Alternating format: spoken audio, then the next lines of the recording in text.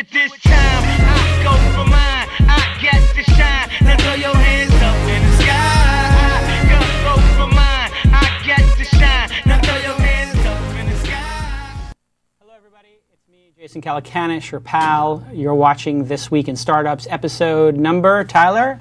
13. Tyler's microphone is working this week. And looks like, just from pulling up Twitter immediately, Scott Simcoe is here. Everybody knows Scott Simcoe actually does the recap. Yeah. This Week in Startups. Yeah, What's it does an called? Amazing job at it, by the way. Thanks. I think it's called This Week in Startups Recap or something, or I don't know. Anyway, it's linked off of thisweekinstartups.com. And I just want to give everybody, we're going to do a lot of contests and try to really innovate what is a sponsorship. And this is part of a bigger discussion for the show and for entrepreneurs, which is trying to create value for your customers. We could do a whole show about creating value for customers. But what I'm trying to do with This Week in Startups is show you guys, a lot of entrepreneurs out there who are new, how to create value for the sponsors. And the sponsors, as you know, make the show possible, so we're all very thankful for them. It's our Giri, our G-I-R-I, a Giri. Tyler, you know what Giri is? Yeah, Giri, yeah. Giri. G-I-R-I, yeah. G-I-R-I. You can look it up on Wikipedia, but it is our Giri to embrace and thank the sponsors. Everybody knows the sponsors of the show. We give them a little rundown. And the people who are listening to the show, it is their Giri. It is their noble honor. It's their commitment. It's their duty. It's like a duty. Yeah. It's your duty to thank the sponsors if you love the show. If the show gives you value, thank the sponsors. But we have a bigger thing here, which is I'm trying to figure out how do I make it so that the sponsors are so in love with doing the show that they're on tilt. Like full tilt. Sponsored me for the World Series of Poker. Good guys. And so one of the things is you guys tweeting. So everybody knows we have 4 sponsors right now for the show. DNA Mail, everybody loves DNA Mail. They came by the office. And DNA Mail hosts your servers. This makes things really easy. If you have a startup company, you don't want to be screwing around with IT departments and servers and all this other nonsense. So you just get DNA Mail. They manage all your Exchange servers, your Google apps. They do a really good job. I'm talking about doing some stuff with Mahalo with them. And then, of course, we have WebSpy. You get to know what the hell's going on in your corporation, in your business. You get to block people from going to porn sites if you can't have that at work, or you let them see themselves what they're spending their time on. So the best thing is to give like a biofeedback to your employees. They can see, God damn it, I spent 8 hours on Facebook this week. I could have spent that on Mahalo Answers. Not that I'm pointing out anybody in particular at Mahalo. You look right at me right as you say. I look right. Every time I go by your desk, Facebook's open. I don't know what's going on over there. Not Facebook. There's a lot of pokes on Tyler's Facebook going on. A lot of fun wall. A lot of fun wall going on. A little too much fun wall, not enough Mahalo answering. Anyway, and Ustream. Boy, did the Ustream guys tore it up last week, didn't they? Everybody loved that show. Brad and John. Ustream, Yeah, Brad, great guys. They're good guys. And they're I like those Marine guys, like military guys. They got the Giri. They got the Giri, and they work hard, and they kick ass, and there's a good conversation we had about young people not being schmucks and working hard and doing good stuff. Yep. And so anyway, if you love the program, Twitter right now, thanks to, and of course Audible, but we'll talk about that during homework. And I've got a special announcement with regard to the Audible thing that we'll talk about later. But right now, you have the opportunity to thank, and you can see I'm pulling up my Twitter here, thank at DNA Mail, at Audible_COM. Thank at WebSpy, and thank at DNA Mail. And we have one other sponsor, but they're not starting this week, they start next week, Alex or something? Great. Waiting for all this paperwork or whatever nonsense. Anyway, five sponsors. Show sold out.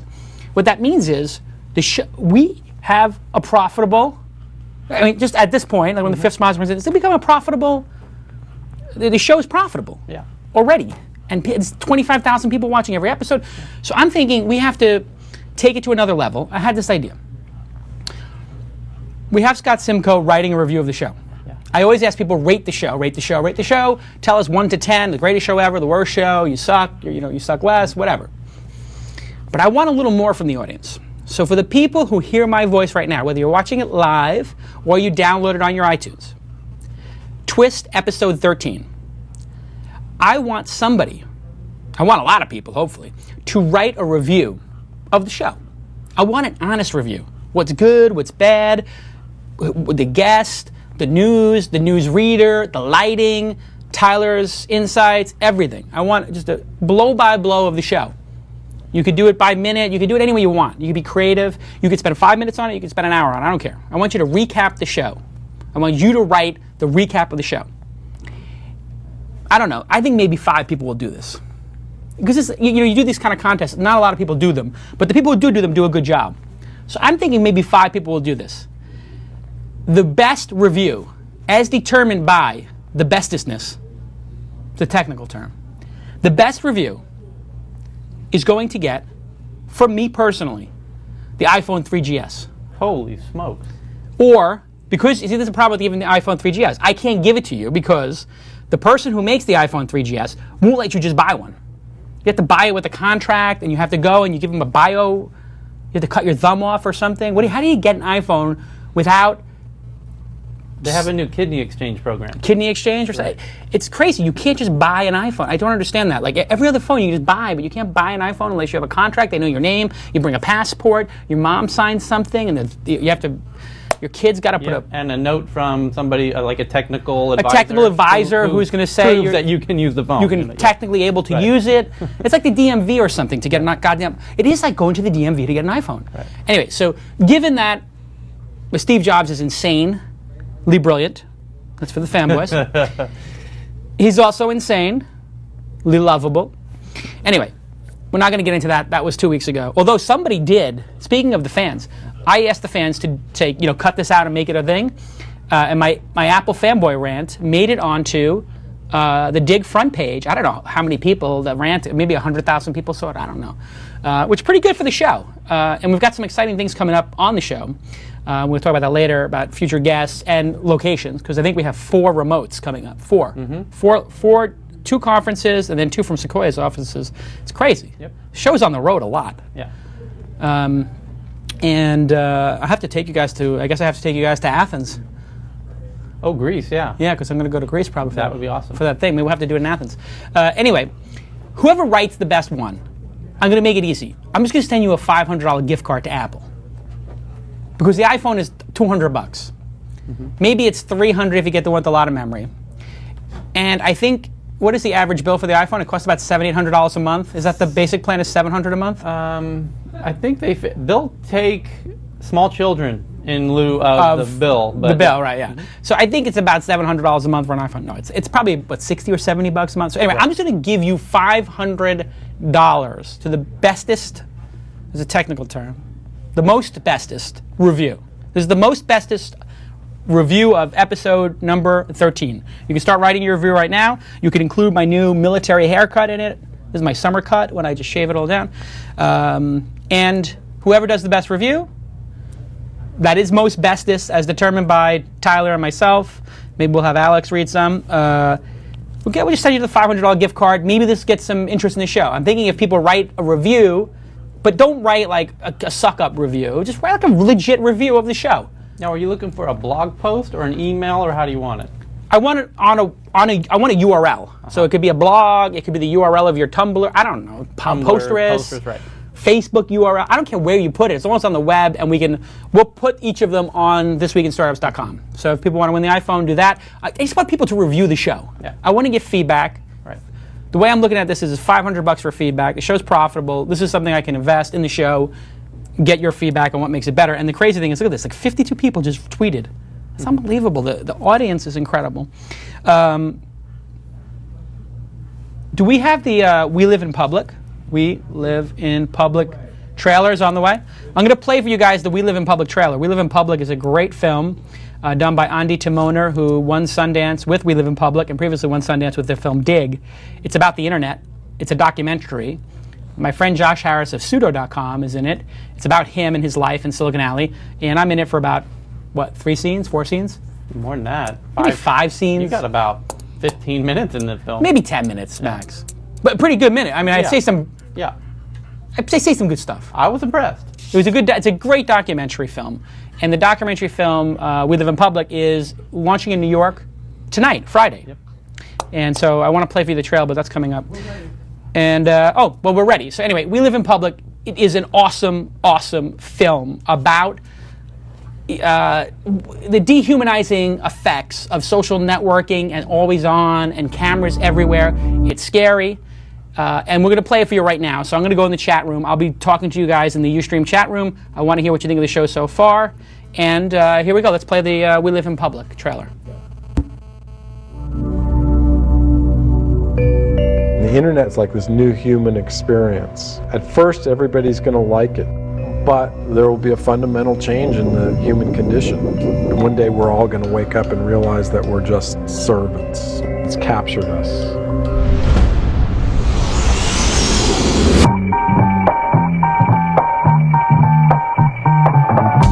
It was genius because nobody had done it yet. He was saying this is the way it's going to be. And he was right. I mean, he was right. And he was selling companies for a couple $1 million while we were all a bunch of kids getting paid $10 an hour to try and figure out HTML. Josh was one of these incredible new idols everybody suddenly wanted to be. I'm in a race to take CBS out of business. He was always trying to advance the inevitable. This is going to happen. Let's try it now. It is our function as artists to make the spectator see the world our way. People want 15 minutes of fame every day. So we built a bunker and showed them the future. I'm an alligator. I'm a mama, papa coming for you. We're going to record Stasi-type intelligence. The cameras were everywhere. There was cameras set up in the showers and the toilets. Is there anything graphic on the TV?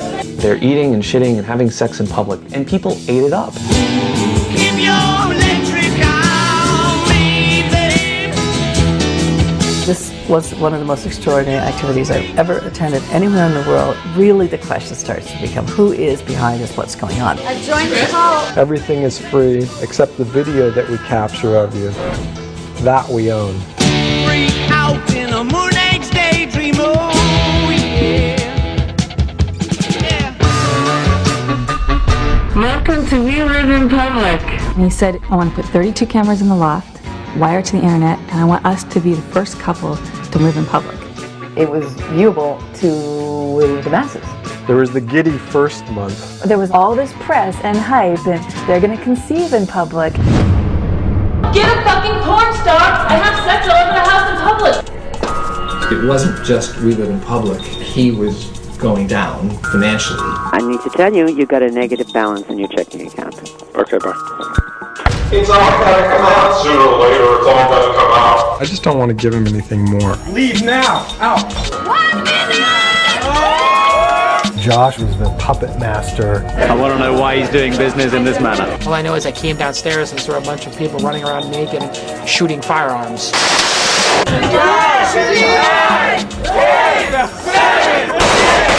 heard someone tell me that they were rolling around in a fucking pot. Shut up, I'm talking! It was just a crazy and somewhat dangerous scene because you knew that someone was going to flip out. She grabbed my throat. 6, 5, Basically, all hell broke loose. He's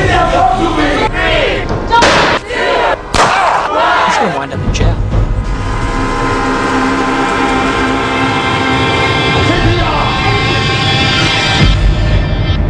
Speaking to you virtually is how I know how to do this best. Everything that he does is a precursor to something that is going to happen to all of us. Everything. A few hundred years ago, the lions and tigers were kings of the jungle. And then one day they wound up in zoos. I suspect we're in the same trap.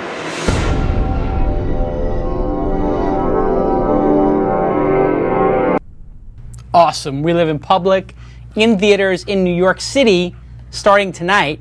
If you go buy a ticket, I'm trying all this crazy stuff, Tyler, about like sponsorships. I don't own any of the movie. I'm like in it for 2 seconds, I just saw. But I'm trying to see if I can get the audience to actually make an impact on the real world. And there's a lot of you now. There's thousands, tens of thousands of you. So I know some of you in New York. Anybody who buys a ticket to We Live in Public in the next week, let's say, the first 100 people to do that and email a copy of the ticket stub or the Fandango, you take a picture with your iPhone of the ticket stub. Do that. Take a picture of yourself with the ticket stub, whatever. Just the ticket stub proves you're there, right? Yep. You send that to contact@thisweekinstartups.com. Alex gets it, and I'm going to send you a Mahalo pack. which is like a Mahalo bag, which you see the Mahalo logo there. There's an iPhone case in it for the iPhone that you may win. There's a hat. A Mahalo hat is in there. That's a Mahalo hat. A Mahalo mug's in there. God, how much venture capital do we have that we can buy all this shit? Oh, there you go. 120, please edit that out. And a Mahalo beach towel, which is pretty freaking awesome, if I do say so. This is the best piece of swag we ever made. Can you see it on the screen? Because I'm behind it. Almost? More towards you? All right. I can't. Anyway, it's too big. And there's the Mahalo logo. And there's a Mahalo on it. And it's the Mahalo beach towel. So you get the beach towel, the bag. I feel like it's starting to feel like this is a PBS drive. I want people to see the movie. More like Vanna White. It's a little bit like Vanna White. What exactly are you saying, Joe? Anyway, go see the movie. It's absolutely awesome. I love the film. I was there at Sundance when it won. I guarantee you'll love this film. If you go see the film, email us the stub. I want to see if I can get 100 people to do this. I think I can get 100. The movie's going to be sold out. It's going to be sold out, but I want to get 100 people. By the way, if you think you are a social media guru, if you think you are anything at all to do with social media, right, you know nothing.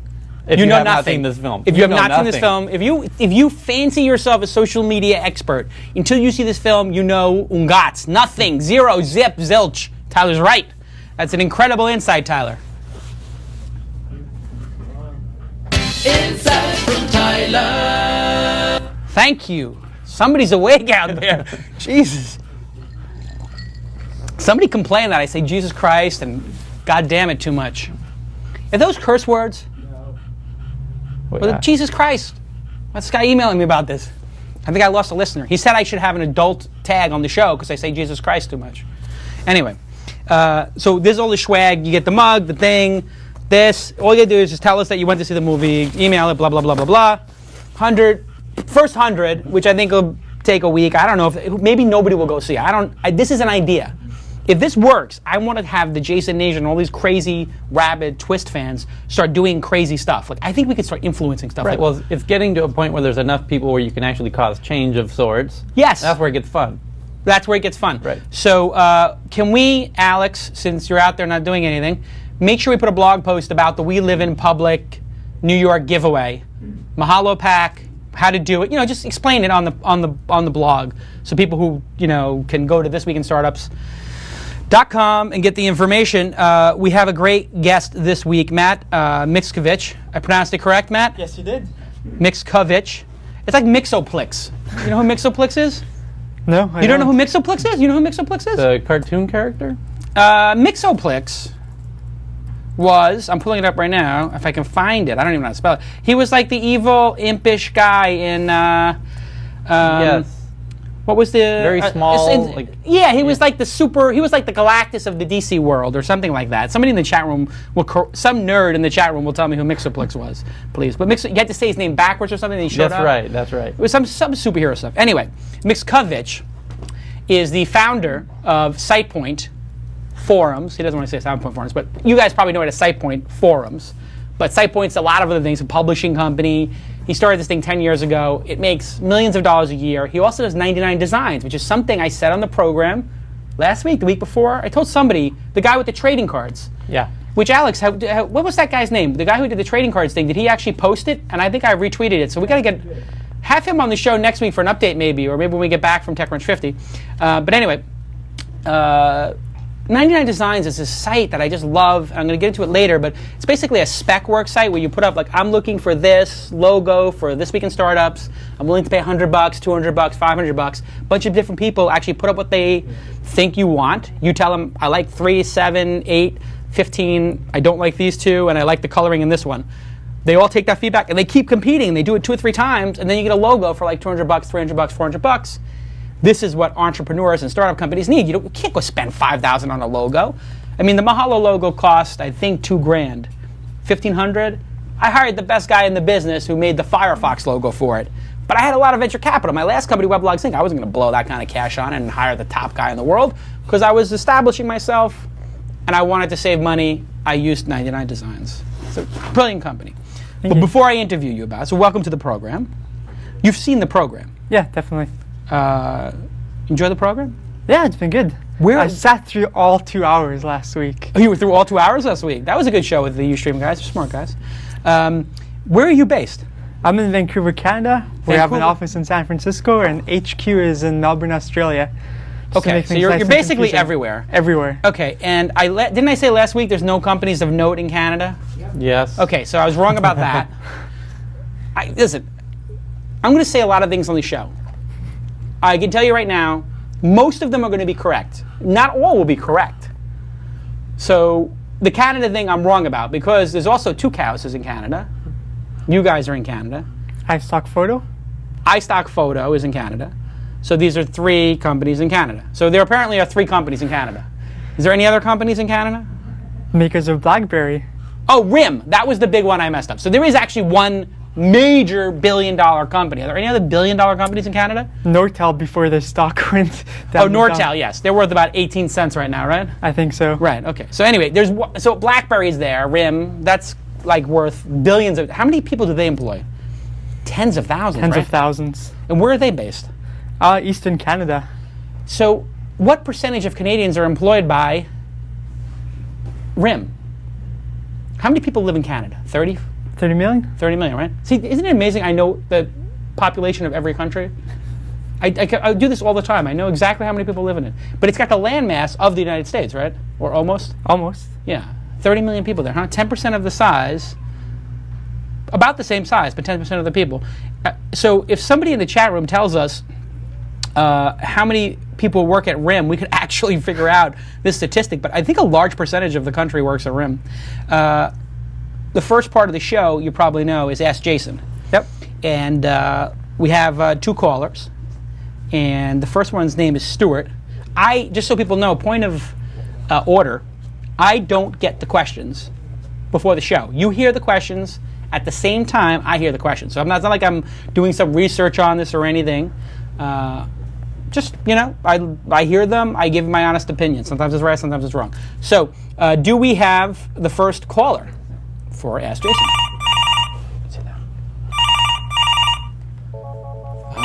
There we go. Speakerphone. Okay. Whoa, Stuart. Yes. Where are you calling from, Stuart? I see 310. What's the 310 exactly? I'm from Maryland. Maryland. Absolutely. Very cool. And you a big fan of the show? Big fan. Just started watching. Really? How'd you find out about the show? Twit, obviously. Oh, you were listening to This Week in Tech, Leo Laporte. Awesome show. Yeah. Basically gave me my start in podcasting, sort of. Definitely. And more importantly, let me use the name. Not that I had to, but he was cool about it.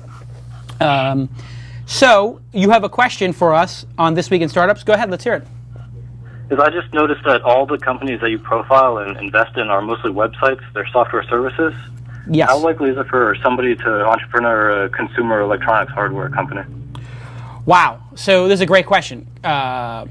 Consumer hardware is typically very expensive, and you're going up against companies like Sony, Apple, Nokia. Pick your poison. I mean, it's very hard. That being said, of late, there have been some hardware companies that have made it. Something is changing in the hardware industry. It's easier to prototype something. It's easier to have something made because you have all these massive factories making for a lot of different people. In fact, Apple doesn't make their products at an Apple factory. They subcontract, right, to people in Shenzhen and all these other places. So, in recent history, we've seen 2 major exits.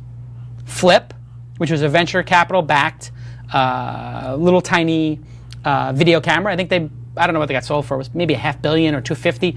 And Flip was, like Oprah got really crazy about it. I have 2 of the Flip Minnows. You just, and you say to yourself, why does this little cigarette box-sized camera become a hit? Why does it take Flip to make it? Why didn't Sony make it? Well, it had no features in it. They basically made it so it had a big red button, reverse, forward, pause, and a power button. No features. No menu. There's no menu on the thing. There's no menu button. You turn it on, you take it, that's it. There's a zoom, that's it, like digital zoom. So they had an idea. They were zigging where everybody else was zagging. They said, Sony's going to put 1,000 features. I mean, you ever get in the menu of a Sony camera? Mm-hmm. I mean, seriously, I think it looks like the periodic table when you hit it. And I think you need to have like a PhD in chemistry or something to navigate a Sony menu. There's 8 levels of menus. I can't find anything on it. And I think maybe 1% of the features on a Sony camera get used on average. You agree with that, Tyler? No, that's a good point. I mean, it's insane. And it's so intimidating for people like Oprah, my wife, me, that you just don't wind up buying it. So the Flip was like, it's $199, anybody can use it. They had a big sale to Cisco, I believe. Second one, which was very interesting, I saw a couple years ago, was Slingbox. Slingbox was doing something that was sort of felt a little illegal, maybe a little dicey, that maybe a set-top box manufacturer, Time Warner or somebody could have made, should have made, but didn't. So again, zigging where everybody else was zagging. The Slingbox allowed you to plug into your DirecTV and send that signal to your laptop. DirecTV doesn't want you doing that. Cable companies don't want you doing that. Cable channels don't want you doing it. It's like a bad deal all around for them, because if you are doing that, you're not buying another set-top box. They don't think big, like maybe this is an additive thing or an opportunity. So again, both those examples, they zig with a zag. But then there was the OQO, who was trying to do like a mini handheld computer, and they wiped out. It's hard to do hardware. It's not easy, and it takes a lot of cash, but less than it used to. So we're sort of in a new moment in time, I think, where it might be more possible to do these things. And so that's what you're thinking of doing, is a hardware product? I love consumer electronics, and I like to get into that. Yeah, definitely with a UI perspective, yeah. So I think you have to come up with an idea that zigs where everybody zags. So do you have a specific space you're thinking about? MP3s? Are you thinking about keyboards? Are you thinking about mice? Are you thinking about, USB drives? What's your milieu, if I may? Microcomputers are getting very cheap. You can probably have the internet. I don't know what to say. Yeah. I was so nervous. Don't be nervous. It's okay. It's just a podcast. It's not like you're calling into CNBC or something. Yeah. Definitely. So you like the little microcomputers and that kind of thing, and you're trying to... Not microcomputers, but like any application you have on your computer, definitely think about pulling that out and making that a hardware device. Yeah. This is what... I mean, listen. To show you how easy it is to do this, or how easier it's becoming, even Mike Arrington is now getting into the hardware business. If Mike Arrington can do it, it makes it pretty... I mean, Mike Arrington's the least technical guy you'll ever meet. I mean, no, it's not true. He's my partner on the TechCrunch 50 conference, but he wants to make a tablet, which is basically, he wants to make a hardware device that is Firefox or Chrome. He just wants to boot up Linux and start surfing the web when he's on a couch watching, whatever. What does he watch? Desperate Housewives. And so there's that kind of inspiration. So do you have an application you think people want a hardware footprint for instead? Just I know there are plenty of Wi-Fi radios out there, but I've never seen one that does more focused on podcasts. They're all music and music services. This is a good idea. I very much want to have the ability to, with my iPhone-like device, download podcasts in the background.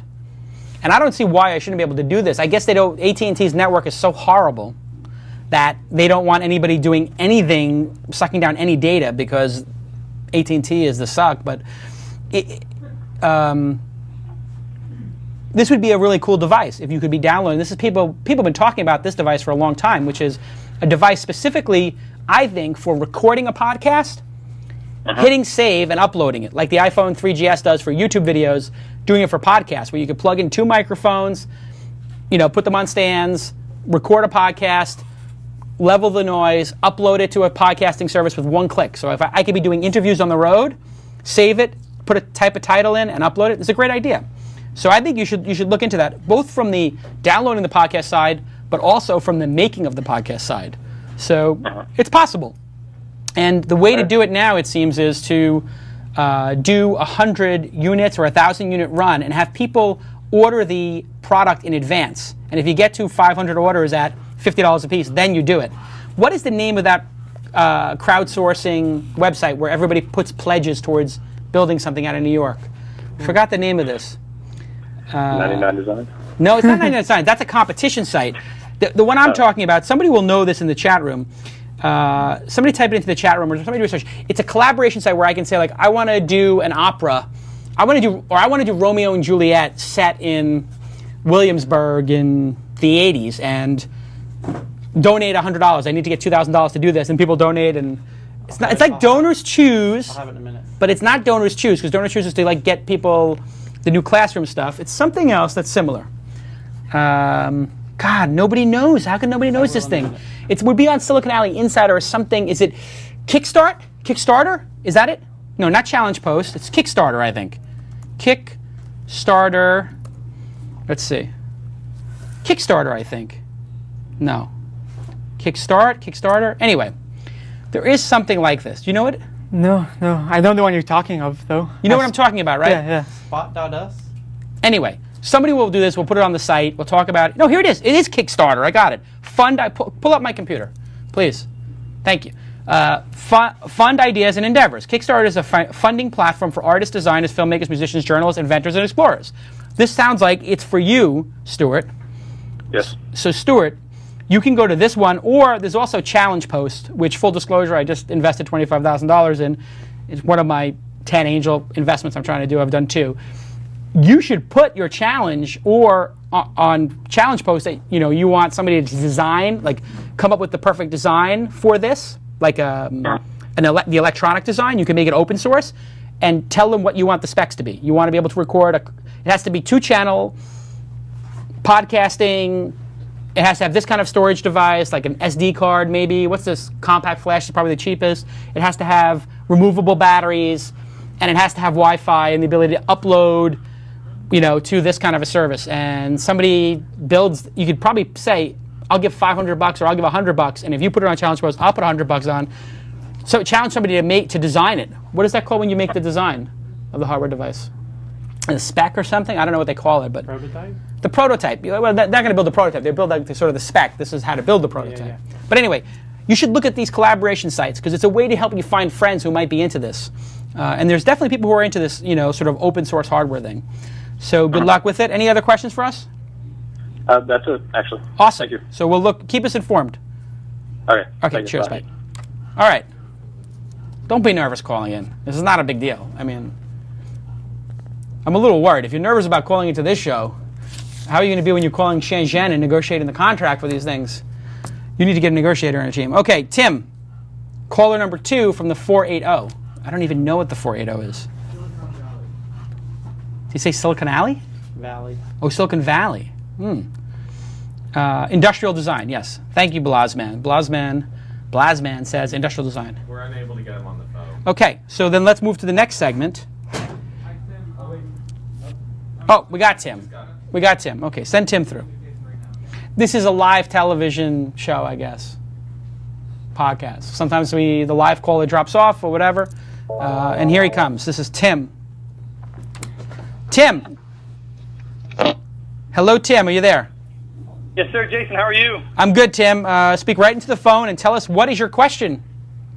Well, I'm with Splat Technology, co-founder. We do mobile app development, and we're based in Arizona. We've made a number of contacts, some of which are with some, kind of larger companies and organizations, and they have positive feedback. Hey, yeah, we'd love to do an app. We're excited about app development for iPhone, BlackBerry, Palm Pre, whatever. Yeah. But how does a small fish like us, just getting rolling, how do we qualify some of these big guys? How do we know that they're sincerely interested? Kind of what's the next step after they give us the, hey, yeah, that's sweet. Tim, that is an excellent question. This is what big companies do. When I was at AOL, a lot of my friends would ask me, can I get an introduction to AOL? I want to tap those 100 million people coming every month. You are now working at AOL. You sold them your company, Weblogs Inc. How can I get a meeting? And I'd say, I can get you a meeting. This is not a problem. Just be aware that you may do 5 meetings, 10 phone calls, and it may never go anywhere. And this is not unique to AOL. This is every company, Yahoo, Google, IBM, Microsoft, every big company. It takes forever to make decisions. They have tons of business development people, and the only reason those business development people exist is to take meetings. So what they do is they take meetings, and they make friends with you, because their whole existence is based upon making friends with people and doing meetings and looking busy. But they can only do, 2 deals, 3 deals, 4 deals a year? Let's just say it's 1 a quarter. That's all they can really absorb is 1 a quarter. So if they're doing 1 deal a quarter, that means you got 4 shots. They're probably doing 15 meetings a week. That means they're meeting with over 500 people a year for 4 slots. It's like a 2% chance or a 4% chance of getting the deal, and you'll never know that. And you can have the best pitch in the world, but they just have a limited amount of bandwidth, and they got all these entrepreneurs coming in the front door trying to get it. So what you have to do as an entrepreneur is protect yourself, which is assume it's not going to happen. Assume 6 meetings in, 7 meetings in, 8 meetings in, it's not going to happen. I mean, you can be positive about it and, rah, rah, rah, but you have to run your business as if I'm going to go to 20 of these meetings and 1's going to happen. And you have to sort of properly allocate your time. And it's always good to say to the person, listen, I know you guys got a lot on your plate. Is this something you guys think you can execute on in the next 30 days, 60 days, or 90 days, or more? And I would ask them straight up, like, do you think you want an iPhone application or an Android application in the next 30 days or over 30 days? Because we have 3 other clients right now, and if you guys are not in it, we'll stay in touch with you, but we'll just put in our books to set up lunch in 35 days. You got to sort of, this is called managing clients, right? I mean, you have to manage them, because if not, they're just going to suck your life out of you. That's just the nature of it. That makes sense. So get a time frame. Try to get a time frame out of them. Yeah. Even in the first meeting, hey, yeah, we'd love an app. Mahalo would love an iPhone app or an Android app. Well, hey, Jason, what do you think? 2 days? Think we can get one done? Something like that. Right. Exactly. And what I would say to you is, well, we've already built the Mahalo Answers application. It's going to be in the store. We'll have it out next month. We're going to see how it does for 2 or 3 months. And at that point, we'll know if we should invest any more in iPhone applications, if it's worth it. And what you should take from that is, if I say 2 or 3 months, that means probably 4 to 6 months I'm going to take to evaluate it. And then maybe I'm going to be able to do it, unless it's a runaway hit. And if it's a runaway hit, I may want to do 3 of them immediately. So what you have to do is just email me and say, like, how did the app, the answers go? Do you think you want to pull the trigger on another one for, topic pages or for tasks or something, whatever, And that's I think you have to manage the client and just be very blunt with them. And tell them you're busy. Say, I know you're really busy. I don't want to waste your time. Those are the people who wind up being the salespeople I like a lot. When somebody calls me from a CDN and they're like, "Hi, how you doing? I'm from this CDN, and I was wondering, how do you get your bandwidth?" And I'm just like, we have a bandwidth provider. We're very happy. We're in contract for the next year. It comes up on this date. You can call me 15 days out from that date. And they're like, okay, let's get lunch. And I'm like, no. There's no reason to get lunch. And those are the people who piss people off. People asking to have lunch and this and that. I think you'd have like this slow kind of thing, like, hey, we built this iPhone application. Check it out. Here's a URL. If you're interested in an iPhone application, let us know. And then go wide.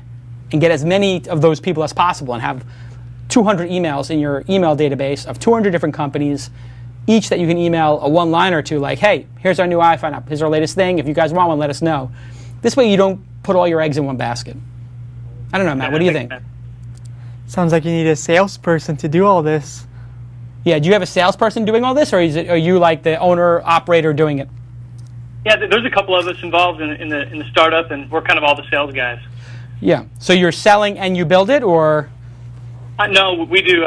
We contract out some developers. We have a couple in-house, and I see. a couple that we contract out. So yeah, we're doing the management and sales. Yeah. So I mean, these companies will waste your time. Another thing you can do though is make lightweight ways for them to engage your product. This is what open source is all about. So if you had an open source version of your product or a free version, this is the freemium model. So let's say your product was, I don't know, it's an application that lets you, I don't know, download my website, and have it locally. So when I'm on, or something, I don't know what it is, like download. What could you download from a website? RSS feed. RSS feed. You have an application that downloads the RSS feed of your site. You could say, hey, we made it for free for you. Here it is in beta. You can download it here. And just give it to them for free and say, if you want to have the official version, we'll clean it up or whatever. But at least you could start them with something, So maybe there's something. We thought of that. That's a good idea. Yeah, if you can, and they call that freemium. Free is the road to paid. So a lot of people do that. They upsell. So I like doing that. What I've done for Mahalo, we're doing these sort of site takeovers and wraparounds on the site. So I know people at different companies. So what I do is I know the guy from Best Buy. I know the guy from Radio Shack. I know the guy from the woman from Virgin America. I like to just make something. I have my creative department make it with their logo and with their stuff. And then I just email it to them and say, if you want something like this, let me know. And what happens is then they can visualize it and they realize you've done something and are qualified and you've thought about it, and they can start the discussion. So whenever anybody emails me and says, hey, we see Mahalo is the number 200 site, it's got 10 million uniques, or back in the Engadget days, oh, we want to get involved in Engadget, I would just say, well, show me what it looks like. Make me a mock-up. And they'd say, okay, and then they would disappear. And I'm like, well, you want to be a partner and you wouldn't even make a mock-up of how your service would look integrated into our service? Well, then we're obviously not that important to you.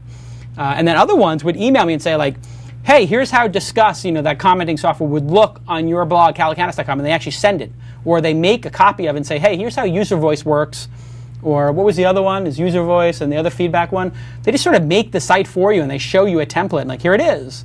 That kind of stuff gets people to buy, I think, when they can actually visualize it. So if you're selling something and you have an idea for a Mahalo application, I would go to your designer and say, hey, make this. Boom. Put a designer on staff. Go to 99 Designs and ask them to design it out for you.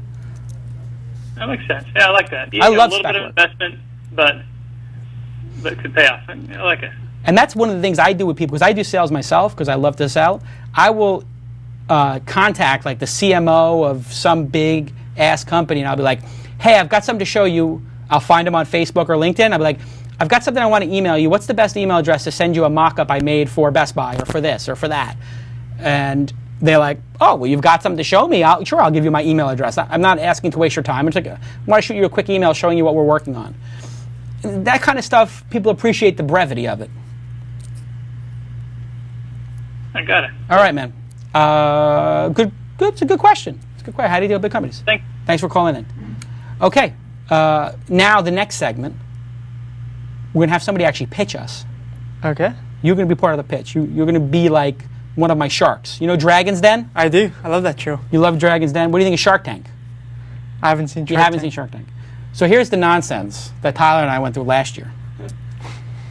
No offense to Burnett and ABC, but foul. I mean, these guys, they call us 2 or 3 times. They're like, we really want Jason to be on Shark Tank. I'm like, what's Shark Tank? They're like, oh, it's Dragon's Den. And we had just been in London, and all these people were telling us, oh, Dragon's Den, you should do a Dragon's Den thing. And I'm like, oh, that's interesting. And then Burnett's people call ABC, oh, yeah, they want me to come in. And so I give it to Tyler. Tyler calls them back like twice, and they don't call back. It's very strange, right? This is reality TV. Anyway, I don't need to be on reality TV. I've got my own show. But why would you call twice and sell me on it? It's like sort of unprofessional in a way.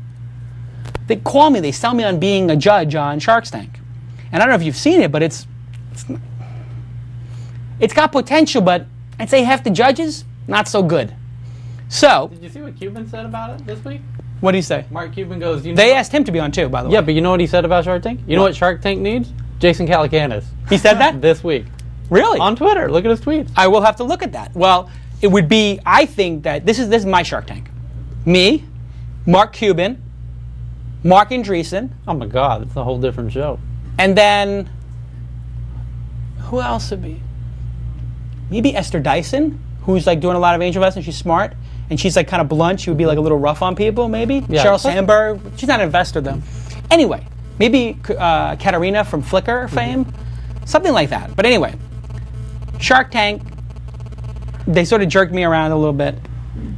So this is Jason's Shark Tank. There's a new segment on the program. And I think that they made a package for it. Let's roll the package. I need money. What I want. That's what I want. That's what I want. That's what I want. What I want. That's what I want. There you go. Shark Tank with Jason. We just took their graphics, took their concept, and we're going to do it here. So, who's our first Shark Tank? Somebody's going to pitch us. You understand, Matt? Yeah. And you've seen Dragon's Den. I have. And we're going to bust their chops. No, we'll be supportive. We're going to hear the pitch. And you know what? I'm telling you right now, I want to do a couple more of these like angel investments. So if it's good, you have money. You put money in. I might put money in. He might put money in. I have a shark. Here we go. Okay. Sean? Did I pronounce it correct? Yeah, Sean, how you doing? Okay, you're on the phone with Matt and Jason on Jason's Shark Tank. Okay. Are we going to get sued? He's got 100. Everybody understands it's a parody, right? Yeah. ABC Legal. It's a parody. Get over yourself. It's called Jason's Tank. It's called Jason's Tank, okay? Whatever. Jason's Shark Tank. You don't own the Shark Tank, okay? We're joking about your program. Okay. So you have an idea or a startup company. Yeah. You're looking for funding. That's right. And Matt, he's a millionaire. It's true. He did Sitepoint forums for 10 years. That site makes millions of dollars a year. He's a millionaire, I can tell you that. I've got some cash that I could spend too. You have, what, 90 seconds, 60 seconds? How long does he have to pitch? 120. 120 seconds. Okay, you have 100. It starts in 5, 4, 3, 2, 1. Go ahead. Okay, so I'll start from the beginning and make it quick. It was around this time last year when a friend sent me a video clip titled 20 Greatest Gymnastics Accidents with the message, "Hilarious, you gotta watch this." After watching it, I was frightened more than anything else. I mean, some of those people probably ended up paralyzed. As I read the comments below, the emotions were mixed between frightened and funny. That led me to the idea of creating a service that allows people to tag content based on how it made them feel.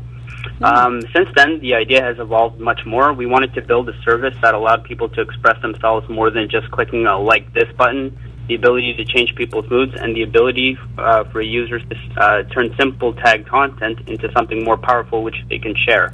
What we came up with is a service that lets users collect content from their and from their collections turn them into media packages.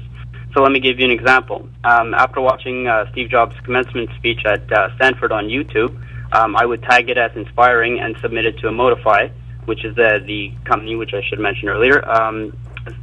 So other members can vote on how it made them feel. Who knows? What I found inspiring, others might find upsetting. Now, as I keep collecting and tagging content, either stuff I found myself or added by others on Emotify, I can decide to create an inspiring media package, which we call Emotipacks. It'll be about the highest and lows of entrepreneurship, hoping to inspire entrepreneurs. The pack would consist of 3 videos, 1 blog entry, 1 photo, and 1 article. And I'm able to easily share it across my social channels. In addition, the pack could also be found on emotify.com under the inspiring emotion. Users are asked at the end of viewing the pack if it fulfills the emotion or not. Okay. So anyways, we believe that people are more interested in viewing package content than non-online. Looking on Dig's front page, on any given day you see these top 5 or top 10 lists of whatever put together by bloggers and media sites being dug the most. What we do is allow anybody to create, we give anybody the opportunity to have a viral hit on the internet, even if the content isn't their own. Okay. And that's it. Okay. So what you want to do, I'm gonna say it back to you. You're going to make the delicious of emotions. Am I getting it sort of? The stumble upon of emotions? Would that be an elevator pitch?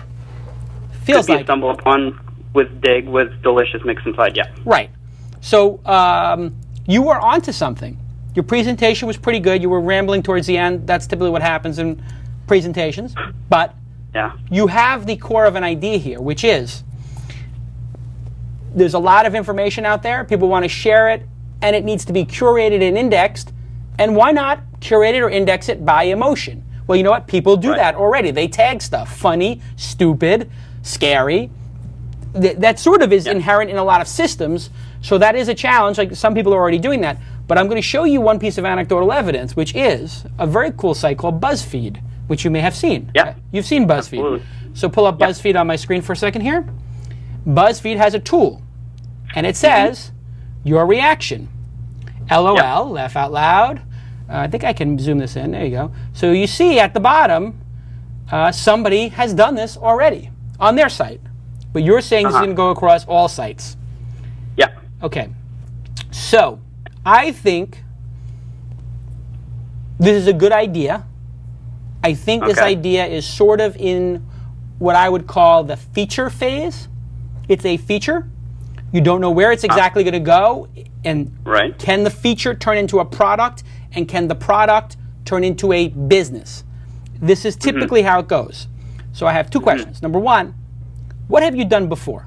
Is this your first startup company? Is it your 10th? It's actually my second. The first one, it was a mobile startup. It was pretty much we developed a mobile greeting card service back in 2003. Okay, and did you raise money for it? No, self-funded. Self-funded. How much did you invest? Time and money? I invested about $25,000 of my own. And how much time did you spend on it? About probably a year and a half too long, and I guess kind of fizzled. Like, ran out of money. Technology was lagging, and I don't know. I guess I was just too young and stupid at the time to. Right. So it crashed and burned. Yep, pretty much. Does that piss you off? Does it frustrate you? Of course. Yeah, of course. I mean, but I guess it is what it is. I mean, you just pick it up and learn from it. All right. So you have the right attitude. Failure is the precursor to success. So I like that about you as an entrepreneur. I need to meet you and figure out if you're crazy, kooky, or not. If you're not crazy, I would never invest in you. If you're like a normal person, that disqualifies you from my investment fund. My investment thesis is I like crazy, unreasonable entrepreneurs. And it seems like you did some unreasonable stuff, like blew 25 grand of your own money on trying to do that mobile card thing. That's a good idea. It didn't work out, but maybe you're learning stuff. I think that you have to, and the second question is, how does this go from being an interesting feature, something that Robert Scoble's going to go, oh my God, it's going to change the world. It's incredible. That's my Robert Scoble. Mm-hmm. It's like FenFeed is amazing. That's not really how he talks, but that's how you would imagine somebody named Scoble would talk. We're going to work on the Scoble. Hi, I'm Robert Scoble. So how does it get from that feature phase into a product? Because what you have right now is you're sort of saying it's like a destination site. I don't buy it's going to be a destination site for people. That seems tough. You really think that this becomes a destination site and people are going to go there and be like, I want to see emotional stuff rated by scariest, funniest, stupidest, inspirational enough? Is that really going to work? Well, we would rely more on people, I guess, sharing it within their own social network, and I guess other people, sharing it back. But I mean, like, it will be indexed on one site. Okay, but if it's in, all the packs related. If you have a page called Inspirational, do you think anybody's really going to care about that? I mean, maybe. I mean, I don't know. It's I guess it's too early to say right now. See, but, I mean, that was the moment right there. Tyler saw what I was doing. I actually think that I would like to read a page that was inspirational. And I'm a little concerned right now that you don't believe it as much. Because I wanted you to tell me, yes, people would love to see an inspirational page with Steve Jobs, with the last lecture, and maybe if you've already seen those too, maybe there's 5 others that you haven't seen. This would be an incredible page if it was all it. That's what I'm not hearing. I don't hear that same sort of passion for you about the idea. So you've got me wondering, how passionate are you about this and how convinced are you? I think you might be triangulating on this, but I don't know if you're there all the way yet. I want to let Matt give his view on this because he's an awesome entrepreneur who's built his businesses from scratch. Office credit cards. Self-made man. No, don't answer the question. I'm just giving you the feedback. You don't need to answer. Okay. Sure. Matt's a self-made guy. Your parents give you $1 million to start your company? No. Your parents are blue-collar, hard-working people, aren't they? They are. Your dad is a construction guy? That's right. I guessed. I just guessed. Guess. Dad's a construction guy. Your mom probably didn't work or was a nurse or worked at a restaurant. She worked at a daycare center. She worked at a daycare center, same thing as a nurse. So, this is the common thread between entrepreneurs. My mom was a nurse, my dad worked in bartending. Tell me, what did your parents do? You're asking me now? Yeah, I'm asking you. What did your parents do? My father's a teacher, and my mother is a manager at a local medical supply firm.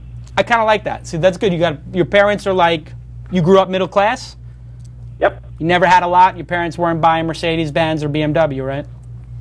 No. I've been working since I was 15. All right. See, so you have the work ethic, so you fit my profile. What kind of car did your parents drive? My dad has a Honda Accord, and my mom has a Honda Civic. That's what I like. This guy, you have to fight for everything you have, didn't you? Absolutely. Did you go to college? Yeah. In marketing at Concordia University in Montreal. I'm a fellow Canadian, just like Matt. Oh, cool. You pay for that yourself, or is it public school? What is it? How'd you pay for it? Yeah, it's well, education's a lot cheaper here. It's like $1,500 a semester. So yeah, I paid for it myself. Pay for it yourself. So I got to tell you, you have the makings because you're pissed off about the last company. Yeah. You're a self-made person. Nobody gave you anything in your life. You're not some trust fund donkey. Uh-huh. And you're triangulating around an idea, and it's your second time at bat, so I like it. I think that your idea is not fully baked yet, but that's okay. We can get there. But I want to hear Matt's. Let's hear Matt's assessment. Sure. Matt. Okay. You got your checkbook on you. I see it here. He's got his checkbook on the table. He's already filled in a number of zeros. It's just a matter of he's going to put a 1, a 2, or a 0 in there. Matt, you got your checkbook. You got your pen. What do you think? Is this something you would say, an emotional dig? I would want to be part of that? I like the idea of curated content across multiple websites and multiple mediums, blogs, videos, audio, podcasts, etc. Yeah. So I think there's a wider business idea within this model of creating content that's tagged according to different topics by pulling in links from different sources. If I want to learn how to build my dog a house out of scrap wood, how do I do that? I have to go to multiple sources, learn how to work with lumber, work with different tools, or if someone just made a step-by-step list, read this blog, listen to this podcast on construction, right. Here's a YouTube video, and maybe you're too lazy and here's a link to Home Depot, go buy it, here's for $200, click here now. Right. So you like curated? I like the idea of curated content. What I didn't hear in this entire pitch was how it's going to make money. Right. So let's answer that question, Matt. What's the business model? Well, the business model, I will be completely honest with you, it's not fully developed. Like right now I'm relying on, I guess, advertising, but I mean, everybody will tell you that. So it's not fully developed, and I guess, from the way people use it, it'll help us, I guess, figure one out. But like I said, I'm not going to tell you, some BS answer of how we're going to make money. Okay. And how much money do you need to get this launched, and what would you spend it on? Well, we're actually about 8 weeks away from launching. Oh. We could work. Yeah, I could actually send you a link, which it's password protected, but yeah, you could actually play with it a bit. Okay. So. So you're ready to launch. You're going to be able to get this out there and start playing with it. You don't have to have the money to get it out there. You're using sweat equity. Yeah, exactly. So we're it's 3 of us. And, we just need some cash runway because, cash is pretty tight right now. Yeah, okay. So you guys are a little short. What do you need the money for? For servers or what? Yeah, well, pretty much for servers, we're giving the site a complete redesign. And, how are you doing the design? How are we doing the design? Yeah, who's doing it? You hiring somebody? Oh, yeah. Well, one of the guys is going to do it that we hired. Oh, okay. How much you paying this guy? Is it a lot of money, or? Oh, he's a co-founder. Oh, okay. So so you got sweat equity. We all work for cheap. Our burn rate's probably $10,000 a month. Ah, I see. So have you raised money already, or are you just doing it yourselves? Yeah, we raised money from local angels here. Oh, good. So you've got a little angel investing going already. Okay, so they believed in something. I think they probably saw what we saw, which is an emotional dig. Is interesting. I have another concept I want you to think about, which is I want to add this emotional system that BuzzFeed has to my blog, to my, I don't know, to my website, to my message board, whatever. And I want a JavaScript code where I can put it on my site and people can start doing this. And if they do it, it goes up to your database for your dig-like service. But you get to make my site better, because not everybody wants to participate in your site. Maybe you can bring your idea to their site, to somebody else's site. That's what I would encourage you to do. Check out a business called JS Kit, JavaScript Kit. They basically do the same, add-in tools for blogs that people can host. They got a couple $1 million in funding. You might want to partner with them. You might want to talk to their investors since they're already into this space. Was that Saka who did that? Chris Saka? JS Kit, I may have been in that, yeah. Yeah, I think so. Cool stuff. All right. I think I'm going to look at it. You send me the link. You send the link to Matt. Send it to Alex. We'll get both of us on the CC list, and we'll take a look at it. It doesn't. I'll be honest. The difference between this and Shark Tank is, I don't know if I'm going to be able to make a decision to invest right on the moment. I might, but that's unrealistic. They just do that for television. But I will tell you, I'm intrigued. I think you aren't onto something, and I think that you're the right profile for somebody who could be successful, because even if you raise money, you're going to deploy it very, very cheaply. Yeah, you're cheap by your nature. Did you ever see your parents blow a lot of money on anything? Never. Exactly. So you have cheap is in your DNA. Don't ever lose that. Always be cheap. ABC. Always be cheap. As a startup, always be cheap. Somebody tells you to buy an $800 chair, you tell them sit on an Apple box. I'm telling you, you got to make that difference between a great entrepreneur and a donkey entrepreneur is a great entrepreneur gets $1 out of a nickel, and the big companies, the big AOLs, Yahoos, whatever, they get a nickel out of $1. You got to spend a nickel and get $1 in value. They spend $1, they get a nickel in value. That's the advantage of a startup company. Great idea. We're going to watch it. We're going to take a look at it, and maybe I'll invest. I don't know. I want to find out who these other angel investors are too, so we're going to take it offline. I like the way this segment is going. Very good. Thank you for calling in. Thanks Emotify. so much. Very good. Very interesting. Very interesting. What do you think, Tyler? You know, one of my favorite ideas right now is that tweet meme button that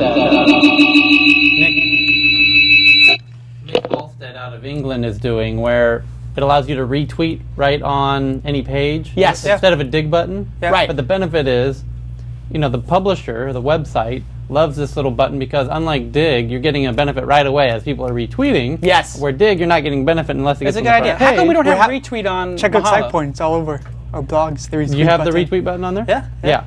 I wrote a blog post a couple within 6 months. He's approaching dig-like levels, and the publishers prefer it more than the dig button. It's based on a platform of Twitter that's already exploding. It's like, so is it like you have to give him some promotion or something, or just you click it? Nothing. You put your button. Well, the button is 2 pieces, just like the dig button: the number and then the retweet. If you click the retweet button, it retweets for you, right? Which is helpful to the user. You click the number, you go to If their you click the number, you go to their site, which is like dig, but assorted by the number of retweets. I like it. What can we get this? What is it called? Tweet meme. Tweet meme. Yes. Tweet button. Yes. You've met Nick, the guy who does it. Yeah. Somebody from the development team is probably listening. There's about 40 minutes of show left. When I get out of this office, I expect to see it on Mahalo. That's how you run a startup company. Be unreasonable. You heard these people in here. I'm unreasonable. Okay, we got our next person. I'm just kidding. Well, my point is that you could wait till you could have it up on the site tomorrow, Saturday. In so much that you can give publishers tools that you can all funnel back and aggregate. Instead of trying to be the destination all the time, if you've only got 25 large, it's like $2.5 grand high societies. You know, it's not like you're Mahalo. You raise 20 million. You gotta know how much money you have to spend. Maybe it's better to try to help other people build their sites than try to build a big destination site. Then once you have helped everybody else, maybe you get some of that traffic. You know, whatever. Okay, so our next person on Jason's Shark Tank, copyright Jason Calacanis, not ABC, or Mark Burnett, is John Thoralt. John, are you there? I missed the call? Do I have this call, guys? Can we send it through one more time? We'll send you one more time. Okay. Oh, here it goes. Hello, John. Hello. How you doing? What did you think of the last? What did you think of the previous call? Did he do a good job? Were you watching or listening? I was. I thought he did an excellent job of presentations. Never easy to do something like this. So I think he did a good job. I love the segment. Love this. I like the segment too. This could be the best segment of the show, Tyler. I keep saying that about every segment. Okay, so you have like 120 seconds to pitch us. You don't have to use all of it. Tell us what you're working with. Show us what you're working with. Go. I'll tell you, Vivolve, Vivolve. That's my website. We're focusing on something different for the teens. Everybody's focusing on entertainment, the Twitters and the Facebooks and the music and this and that. We're going in the area of something that's purpose driven and value added. We're going to be we're creating a website that's going to be a life profile site, if you will. There's over 15 million public high school kids in the nation alone. Doesn't include private, homeschool, charter schools. What we're going to do is we're going to give them a location to put on, a spot to put on academics, athletics, career, and also volunteer service. Something like what we'll be doing here shortly, has never been done before. They'll be able to put all their grades, test scores, attendance, everything like that uploaded. So basically the report card laid out for free for 4 years. All their athletic stats and over 24 sports that we have. They'll be able to have a career resume laid out. They could push a button and have a resume ready to go. And all their volunteer service, which is important when they get scholarships and everything. The problem we're solving, every teen has to do something after high school. Either school, work, or military. There's no other choice. So we're giving them a way to find that and make that happen much easier, because it's not easy for us adults. So for the kids, it's going to be even harder. As I said, well, I'll say it's free for the kids. It's going to be free for the recruiters in all the different areas. They'll be able to go in and find their matches and do recruiting much more effectively. And then once we have all that in there, the revenue stream comes from the data subscribers. And we have 4 levels of security so kids are not getting spammed, and we hold that in high regard, their safety. So they're matched originally by their preferences and the companies. So Nike is not going to contact people that are just interested in flowers and books. They'll only have contact with the kids that are interested in shoes and apparel and what they sell. Okay. Go ahead. Wrap up 10 seconds. Okay. As I said, we've spoken to major companies around the country, and the feedback is tremendous. They said, build it, we'll be there. School counselors are interested, parents are interested, kids are interested. I think we're going to make something happen for all sides. It makes sense, and in this economy, everybody's looking for a way to do things more effective and more efficient, and evolves it. Okay. I'm going to tell you 2 things. Okay. Number 1, your ability to pitch this is terrible. Okay. Number 2, your idea could be brilliant.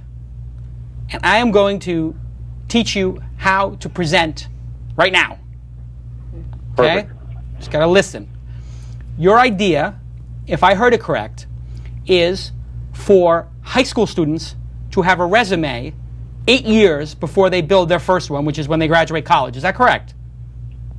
Yes, half correct. We're originally in high school, and then we are going to roll out to a college version, but that is pretty much right on point. Okay. So, there are 2 ways to explain your idea that I think are very effective. One is present the problem, the frustration that you solve. The second is to make an analogy. You did neither. And Matt and I were looking at each other for the first 30 seconds of your pitch, and we were like, what is this? This is terrible. And then I would say, Matt, I don't know if you had the same thing, but we started like nodding a little bit towards the 60-second mark. In the first 10 seconds, you got to get us. And the way to get us would be to say, right up front, we are building LinkedIn for high school students, a professional profile that will help them get into college, learn how to build a resume, and make the contacts they need for internships, etc. Our children are done a tremendous disservice because they don't even know what a resume is, let alone build one, until the week that they're going to go into the job market. What we want to do is start that process of learning how to professionally present yourself in a way that will land you opportunities when they are 14 years old. Waiting 8 years to learn how to professionally present yourself and having the only representation of yourself online, a MySpace or Facebook page filled with all kinds of kiddie nonsense, is no good. And these students are getting active young. They're doing great things in high school and sports. They're doing great things in terms of music, in terms of volunteering. But if you put it on a Facebook or a MySpace page, along with all the other party pictures, they're not going to get credit for it. And they don't want to send that URL. So we're going to give them a professional URL. Vvolve, which is a terrible name. We got to come up with something better than that. But let's say it was, my first resume is the concept, but let's throw that out there. It's like LinkedIn, but for teens, but teens never want to have the word teen in the name of the service. So this is branding for teens is very hard. You need to really think about that. But let's call it, Tyler, what would we call the teen resume, teen LinkedIn profile, professional profile for teens, young profile, my first profile, my accomplishments, my life, my resume. My life's taken. Of course, but let's just think here for a second, Matt. I heard Alex yell something. Anyway, they go to LinkedIn Junior, which is for a working title. That's not the title, obviously, but that summarizes the concept. And they go to LinkedIn Junior, or My First LinkedIn. They get to present themselves in a professional way that's going to get them into college, that's going to get them into after-school programs, that's going to get them into internships. You have a great idea. Why did you come up with this idea?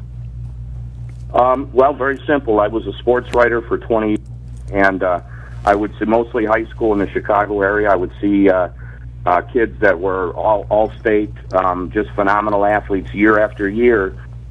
They would go into in the college, once I would see them at spring break or Christmas break the next year, what are you doing? Oh, I'm going to this small school, or I'm not playing anymore. I couldn't get any attention. Right. And this is 1996. I was just getting into the internet. And I said, there's got to be, to myself, I said, there's got to be a way kids can get profiled on the internet, use this new tool. And I went on there, I did research, and there were sites that were doing it. They were charging $500 and $1,000, and there were people paying it, not a lot. And I said, there's got to be a way to deliver it to all the kids that can't afford it and make it affordable. That's when I started on my quest. My big thing was I had no computer program background. I found several different people to start doing it for sweat equity. They believed in the idea, and it always came up. They had to go back to work, or they had something come up, so it always kind of fizzled, but I never let it fizzle. And then I advanced the idea and said, there's got to, what about the kids that aren't interested in sports anymore? Let's include college, okay? And then I advanced the idea more and said, what about the kids that are good students that are just burnt out after 12 years? Let's give them a spot. Okay. So by delaying over all these years, so you had I've been able to add on to it and make it all things for all kids right now. So you had some insight because you were working with these kids. Wasn't your kids, you were covering kids in sports. So that's right out of high school. I've been dealing with high school students. Got it. Okay. Matt, what do you think of this idea? Give them some feedback. I think it has a lot of potential. I like how you started off in one specific niche, the sports market, high school students playing sports, helping recruiters easily search across different schools, athletes by stats, criteria, having the stats and the data for all the games, something that's probably not available anywhere else on the internet. At least it doesn't sound like it from what you've said before. So I think that alone could be a valuable subscription service that you could sell to the college recruiters who are looking for star athletes, help them narrow down their choices. That's a relatively small market that you begin to focus on, start generating some revenue, some traction, and then evolve the business into new streams, into the academics, keeping track of the report cards, volunteer work, etc., etc. Yeah, so you have a good idea, and you have no technical skill. And have you built this thing yet, or it's just sort of you have a landing page right now? No, actually, I took on Equity Partners about 15 months ago, and we're probably within 3 weeks of launching right now. We have a prototype we're building. We've been working on. We're trying to get the final stages of getting out there. And it's VIVOLVE? Correct. Okay, Vivolve.com. Yeah, I'm on the Twitter account. To explain the name, yeah, explain the name. Yeah. Vivo in Latin is life, and it's evolving your life, and is really where we came at from. Okay. So my life, we went over all that. Our research told us too that teens don't like to be called teens. I know that. That was teens. We know that. So that's why we've stayed away from that, and we kind of came up with something. And there's barely any sites left in existence, names that are available. We want to something short that pops. I got it. Yeah. So. I'm looking at your Twitter account right now. I'm sort of understanding the Vivolve. I got the Evolve thing, so I might not hate it as much. And sometimes you have to live with it for a couple of days for it to sink in. I mean, people said Mahalo, that's crazy. Yahoo's crazy. Google's crazy. So Vivolve is no more or less crazy than those three names. Tyler has an insight. Yeah, here's an insight. The internship space and the application space are both need serious to take advantage of the web. So like an internship marketplace that you could layer on top of this, that would every business that has an internship, because we have this problem finding good interns, and the interns have a problem finding the good internships. There's not a database for them both. We have a feature on there that'll allow that. They just click a button. Are you interested in part-time, full-time internship, military career? They're having a tough time recruiting. This way it'll be less intrusive. The kids will be coming to them instead of that. What we're doing is we're bringing all the kids to a lot of the recruiters, and the recruiters to them. They're meeting in the middle. And again, you summarized it really good, Jason. There's nothing for the kids. We're making taking care of their entertainment itch, but as far as getting them ready for the real world, it's not happening. And that's why we as far as the model, Matt, with the subscription there, I will go on record as saying there's a bunch of athletic sites that are out there. There's no academic sites that go to the level that we do, and there's no job sites that do anything. There's a couple part-time that have senior citizens in there. Nothing for kids to own. We got it. That's just for them. Got it. But we're trying to make it free. We're making it free for the kids. We got it. Well, I was going to say free for the recruiters, so there's no way, a barrier to entry that's going to take a lot harder to beat free for anybody that wants to come in behind us. I would like to see the site. So send the beta login whenever it's ready. I'm going to take a look at it, and I would do a follow-up call about this. I think it's interesting. I think it sounds... How much did you raise already? In Angel, family, and friends, we're at about, over the last 15, 16 months, about $70,000, and we're... that's the big thing. We're looking... most immediately, we're going to need about a $20,000 right up front here. We're going to do a security assessment right here at the end to make sure that we're as close to hack-proof as possible, storing all the data and everything. My developers, partners are wonderful, and they got everything covered, but they're smart enough to know never say the word hack-proof. So we're going to have some outside people go over that, and that's going to be in the neighborhood of like $20,000 as well. $20,000 to do a hack? Wow. Yeah, for one of the best services out there is, and it covers everything. So we listen. At the end of the day, we're protecting teens' data, and we can't. You have to be careful when you're dealing with kids and private information. Well, this also, whoever this company is that's charging you 20, it sounds like they need to get some options and charge you 5. But that's a whole other thing about negotiating prices down. We could talk about offline. It's good. I think you peaked both ranges. What do you think, man? It's kind of interesting. If you could get enough students sign up and get enough data on there, there's so many different areas you could take this in. So many different business models you could apply. I love the idea of a LinkedIn for teens, and I like the fact that you understand you can't call teens teens, so you get the space. All right, good job. You did a terrible job pitching. You got a great idea. Hopefully we helped you a little bit with the pitching, and hopefully we get to keep up with this, because this could be good. Alex, make sure you keep track of all these incredible folks who are sharing their stories with us. It's good stuff. All right, we'll talk to you, John. Thanks for pitching us. Thank you, guys. Appreciate it. Bye. That was interesting. I liked it. I like both of them. I think both guys had good ideas. I think the second idea of Evolve is more fully baked. I think so. The first idea is more of like he's on to a feature or something. The second idea, he's got a business. There's a business in there. Like, we know LinkedIn's a business. Like, the people, he's like, oh, nobody pays for anything. But you know what? If I'm a teen, maybe I want to pay to have a better profile. Maybe I want to pay to do a video thing, or have a professional video produced about me. Or maybe I want to pay to have them manage getting me an internship, you know, where they read my thing and they introduce me and maybe they could set up the phone calls between the internships and do the work for us. The teens don't have so much liquid income, but the parents are sure trained that they are, you know, spending $20 a month on a kid for something. How about this? How about your kid? It's like, I need to get an internship this summer, and they have an intern. They have an intern preparation course you take online, and then they try to fit you into an internship, and it costs $100, $50. Well, parents not going to do that. Parents can give their kid $50. Here it go, $50. Save them so much time to get a job. Yeah, I'll help you get a job. Yeah, get them out of the house. Or there could be a whole coaching thing, which would be like over video casting for $500. You come 4 times. It could be like virtual learning. You have 4 2-hour classes, 8 hours. There's 10 people in each class, or it could be one-on-one, where we're going to teach you how to get an internship and how to behave on your internship, how to show up the first day. We're going to go through what it means to have a job. This is the educational component of this could be incredible. If you know, the people are paying consultants in Manhattan $300, $400, $500 an hour to do consulting on getting into nursery schools and high schools.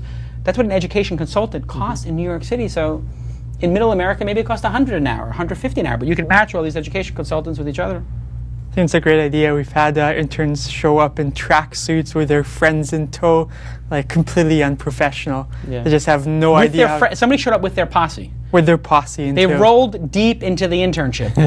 Wow. That is just fantastic. All right, so we're at the hour and 35-minute mark, or hour and a half mark.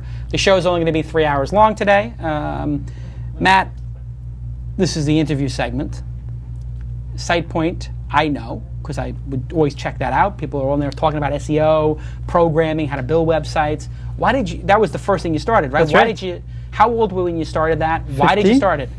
I was 15 years old when I started the Precursor to Sitepoint, and basically what happened is I was learning how to build a website as a personal hobby for myself, and I started doing lots and lots of research, finding all these cool tools and resources and websites, but they were very, very dispersed. I had to do a lot of legwork to find all the cool things and all the information that I needed in order to learn how to build and market a website. So I basically started compiling everything that I was learning into a one-page website called Webmaster Resources. Just links to SEO tools, HTML references, link exchange, those banner exchanges, sites, web rings, all those things.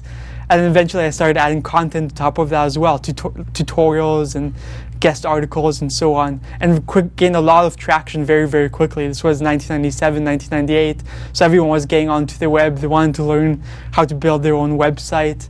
I quickly became the go-to destination for that. Within a couple of weeks of launching, I was in LA Times, USA Today, Washington Post, Windows Magazine, which at the time and had... what is this, 1999? 1998. 1998. So you're 15 years old in 1998.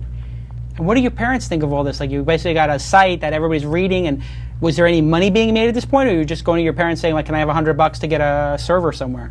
No, I started making money through the ad networks, a couple $100 a month, which very quickly became tens of thousands of dollars per month, especially as the venture capital ramped up and the internet companies were just trying to spend money as quickly as possible. So they were calling me up. I was at Starbucks on my lunch hour taking internet advertising orders from big companies. While you were in high school? While I was in high school. And so your dad's a construction guy.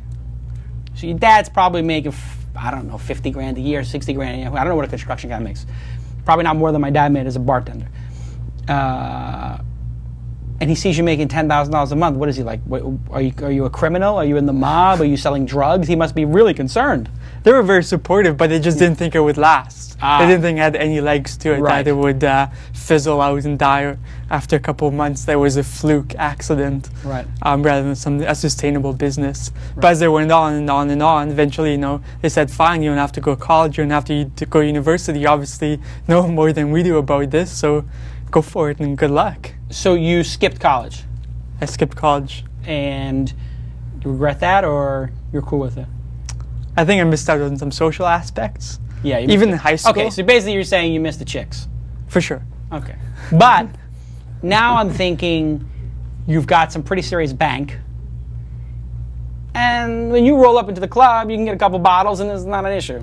So what is the state of the business now? Because I know you have Sitepoint Forum, 99 Designs, which it's so funny that we're in town, because we did a tweet like, hey, is anybody in town? And somebody told me, oh, the guy from 99 Designs in town. So that's right, it's brilliant. Because I've used that. Weblogs Inc. used 99 Designs to do the Luxus logo and a couple of our other logos. And I think I may have traded emails with you back in those days talking about it or something. Did we trade emails? It might have been me or my business partner. Maybe one of your partners, yeah. What's the state of the business now? I mean, this thing's making millions of dollars and you have no venture capital, you just grew it from the bottom up. Exactly. We bootstrapped it all the way. We tried to barter for as many services to get things for free. Yeah. We had all our web development software was given to us for free by Adobe and Microsoft because they just wanted reviews on our website. We bartered for web hosting with Rackspace in the early days. We had our hosting costs covered. We bartered for our email list distribution. We were paying next to nothing at the time. And just slowly grew it over time. It worked really well until 2000, 2001 came along. Right. And the rug was pulled out from under us. Right. All of a sudden, people were no longer calling me up, offering me $20,000 for a banner on the site. Luckily, you're still living with your parents. No, you moved I out. moved out when I was 18. You had moved out by then. Yeah. So now what? You've got like a Ferrari with payments, or are you smart and you're still driving a Honda or something? I had a BMW. A BMW, okay. It was paid for? It was paid for with cash. All right, so that's good. No lease payments, no loan payments. So but we also had a few employees at the time as well. You laid and some an more people office off? that we opened in the summer of 2000. No, we never laid anybody off. Oh, wow. So you survived? We survived. What we essentially ended up doing is we looked at what people were doing on our site, because we had all these programming tutorials on our site. One of the most popular features on the site was the print this article link. Right, sure. People were printing out the tutorials on CSS and PHP, having it next to their keyboard, and then typing along and learning how to program. Because no one had two screens on their desk at that point in time. So we said, maybe there's a business in printing it out on their behalf, and how can we test this as cheaply as possible? So we went to a print-on-demand company. We took our most popular article on PHP and MySQL, turned it into a crappy little 200-page book. Didn't have an index, table of contents. It was hacked together. Yeah. It was hacked together very quickly, and we put it up for sale for $35. How many did you sell? 20,000 copies. Wow. So basically, you created your own O'Reilly in a way, but for very specific building websites things. And I pulled up Amazon here, and I see Sitepoint books. These are all your books, right? I'm looking at here. That's right. So this is a lot of books that you guys. So you created a publishing company, in addition to Sitepoint, which has all the forums where people talk about stuff and get articles. Then you launch 99 Designs, and so I keep talking about this, but let me show people what it is. Here, somebody says, I want to make a fight global warming logo. They say they're going to give $800. they give you the $815 in escrow. Plus some fees. Plus 20%, is it, or 10%? $39 listing fee plus 10%. So $39 plus 10%. So in this case, $100. You get $100 for this, and it's guaranteed, the money. You hold it. That's right. There's 1,100 entries here for this one, and if you look at the logos, they're good. People start putting logos up immediately. This is by time submitted, but you can also put it by rating, and you can actually see like which ones the person who ran the contest thinks are best. And people would normally pay what for one of these logos? If you were going to get a logo, what is it, $10,000, $5,000, $3,000? I mean, logos used to cost, I remember in the 90s, logos were $5,000 or $10,000 to make a logo. Even if you had like a mom and pop shop, you would find a graphic designer, you pay them $5,000 or $3,000. What was the going rate when you started this? Anywhere from $5,000 to $20,000. A lot of people just didn't get a logo at all, right. Or they put like, some clip art together with the company name next to it, right. And that was it. Even to this day, about 20% of small businesses in the U.S. don't have a logo. Wow. And so this has become a little controversial now. I'm just going to show an example of like one of the logos. I mean, this is nice for. If I was paying, I don't know, $800, I would think this logo here is very nice. I would be very satisfied with that logo for my site. This has created a major brouhaha. There's a whole thing called no spec, as in spec work. That's right. And these graphic designers, they hate you. That sums it up.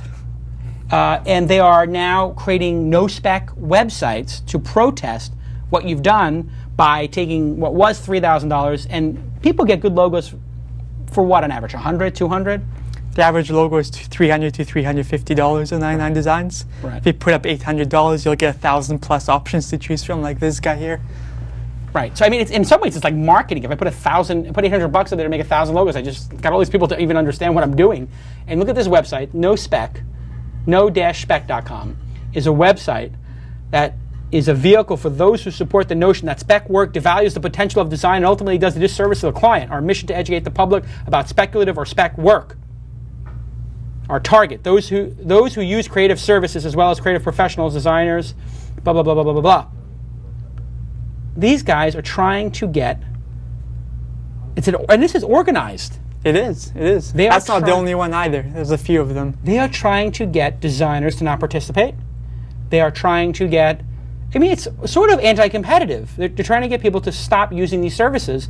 And to me, it reeks of, I mean, they're well within their right to do it, but if you're a designer and you think your services are, and you have the time to go argue about somebody else and what they charge for the services, maybe your services are not so good. I would agree with you, for sure. What they're basically saying is that every small business owner should pick one designer and pay them for that work, right. Whether or not they're happy with the results, whether or not the designer actually delivers something usable. Right. And the entire process of hiring a designer the traditional route can take weeks of time. Right? 99 Designs, you can get a logo done in as little as 24 hours. Yeah. And who wants? And nobody enjoys the process. No one enjoys. Nobody enjoys the process of logos. You sit in the room with the designers, and they have somebody with them taking notes. And what does your brand mean to you? What does it mean to them? It's like, you know what? Just make some stuff, and I'll look at it and I'll tell you what I like. Exactly. You know, here, yes, this is what we do. That takes about 10 seconds. Go to work. Build me something. So these no-spec people, it just seems so nonsensical that they would even take the time to do this. I mean, we've had this happen over and over again with writers. There's people who write for spec on Associated Content or eHow. Mahalo has writing opportunities for people. I just got in a fight with somebody online about, oh, why aren't you paying people $1 a word? I'm like, well, it's never going to make any money if we do that. But we will split revenue with people, and shouldn't the people who can't get the jobs working at the New York Times have a chance to write too? I mean, or is that the only existence up there, right? You know, exactly. It's kind of crazy. All right, well, it's been a great interview. He's a man of few words. It's funny, though, the non-spec folks, as we were talking about, have no problem like using Creative Commons photos, which in some essence is like somebody offering their work I'm sure they're very happy when iStock Photo came on the scene. They could buy images for $5 made by amateurs on their digital cameras in their spare time. And now they're obviously protesting the fact that, hobby designers living in Romania or Philippines can crank out logos for US-based businesses for $300, $400, $800 and deliver great work. Do you know any of these companies in the Philippines, or do you know the people there? Did you set them up, or did you have to recruit them, or did they just show up at some point? We have 44,000 designers in our community. We're setting up thousands and thousands of them a week. Right. So they're naturally attracted to this site because of the projects that we provide, the opportunity to earn money, and a lot of them use it as lead gen. Right. You find a designer through 99 Designs for a logo. You might just talk to that designer directly over email and get them to do your business card and stationery as well. Right, and you don't mind that? No, we don't. It's basically a form of lead generation. Where those guys, rather than spending money on sales and marketing and proposals, they're doing what they're essentially best at, which is designing great work. So that's a reason for somebody who's a professional designer to do the logo, is that they'll get all the subsequent work. Exactly. They can charge more for that. Exactly. Right. Develop a one-on-one relationship with the client. Interesting. I wonder what the biggest, are there companies in the Philippines and India and these other places that live on 99 Designs and that's where all their work comes from? It's mostly individuals. Mostly individuals. I think our top guy is in Romania. He's made $80,000 US directly from 99 Designs. Wow. And probably much, much more on the side. On the side, right. And Romania might be... I think the average salary in Romania is less than $1,000 a month, so he's living it up. He's living large. And there's a new site you guys came out with, Flipper. Flippa, F-L-I-P-P-A. Flippa. Yeah. So you're going hip-hop on the Flippa. There's actually a rapper named Flippa. It sounds like a rapper's name. And so tell me, what is Flippa? Flippa is basically the largest marketplace for buying and selling websites online. If you have a small blog, a forum, a dropship e-commerce website, a ClickBank product, and you get tired of it, you don't want to manage it, update it, you need money for a car to send your kids to college, a wedding, whatever, you essentially come to flippa.com and hold an auction for your digital business, your digital asset.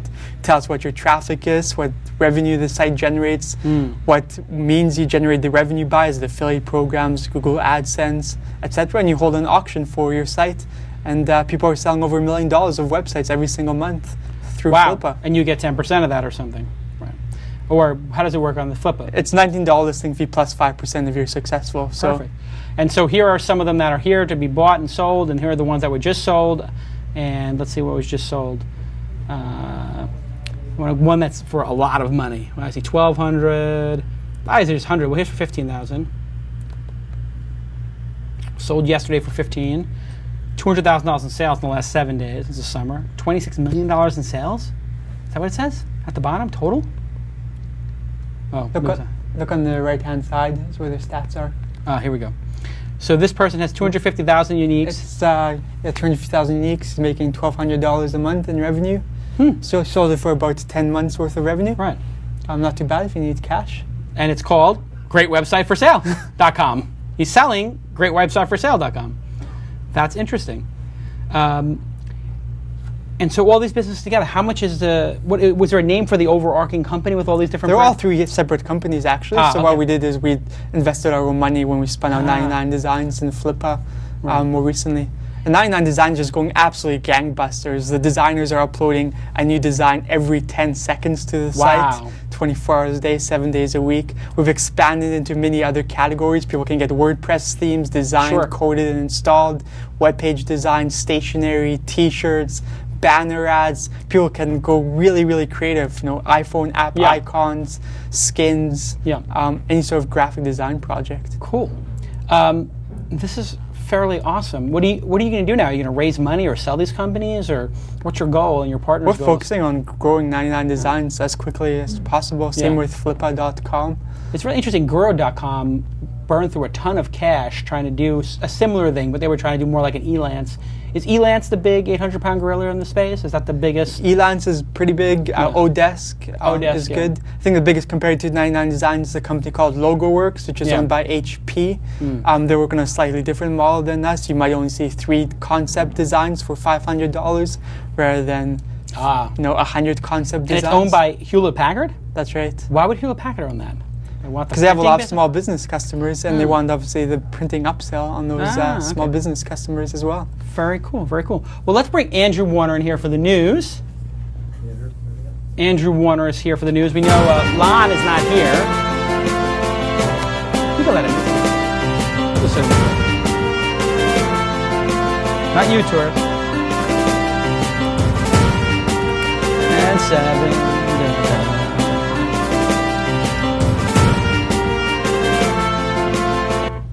All right, we're back, and Lon Harris. All the ladies going crazy for Lon Harris in the chat room. I don't know if there's any ladies in the chat room, to be honest, on the show. Lon Harris, where's Lon Harris? San Francisco. What he's doing is, he went on vacation. He's taking a little break. Good for him.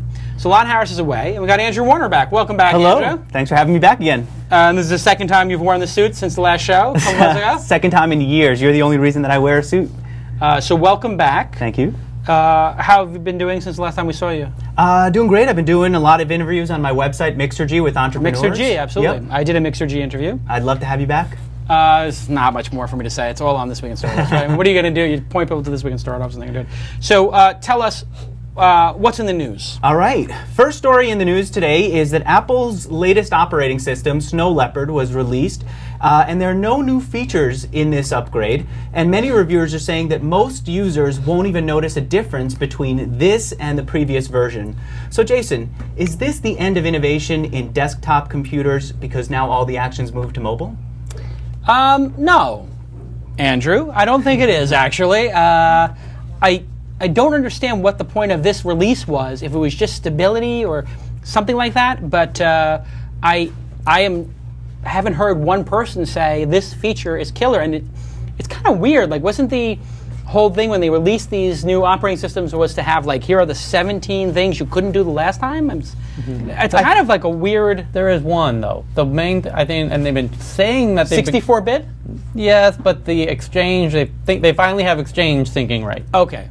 And they've been saying they were going to do it forever, and they finally got it right. So Exchange syncing, we might as well charge $29.95 for this. So Exchange syncing is working right as everybody's moving off Exchange to Google Apps. Correct. Okay, good.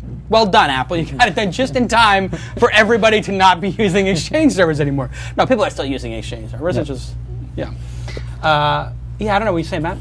I thought the major improvement was supposed to be that it's faster. Right. Speed improvement. But people aren't going to notice it. And $29 for what essentially is a small update to the operating system. If Microsoft charged $29 to do a Windows update for essentially no new features, people would cry, run a fall. They'd be so pissed. Are you saying that Apple fanboys are not objective? Is that what you're saying? I think they're willing to open their pocketbooks more so than... I think if Steve Jobs said, I have a new version of our operating system, and he put the number 1 and incremented it to 2, people would pay for the new box. They would literally, Apple fanboys are such donkeys. They would pay to just see the increment on the box. Will you be upgrading the Macs in this office to this newest version? Well, that's not my job. I don't do that. No, I don't think so. I mean, I think actually a lot of people didn't upgrade to the last one. The good thing about the Mac operating system is because it's built off of Unix, I guess, it's stable. I don't have any problem with my Mac, ever, in terms of operating system problems. I mean, with Windows, I had to reinstall it every 6 months. I had to reboot every 3 times a day. Sometimes I forget to reboot my Mac, like for a couple of weeks or months, and it's still rock solid. I very rarely have problems. So they have that there's that one little subscription thing I see in my task manager on that grinds, like it slows the machine down sometimes when it's trying to do some background process, but very rarely do I have any problem with it. It's a very stable operating system now. It used to suck how long it took to boot. I mean, it was like 8 minutes to boot a Mac. I remember doing magazines. They were like, oh, I got to reboot the Mac. And we'd like, everybody go get a cup of coffee, get a Starbucks, because it's going to literally be 8 minutes while it's loading all the drivers.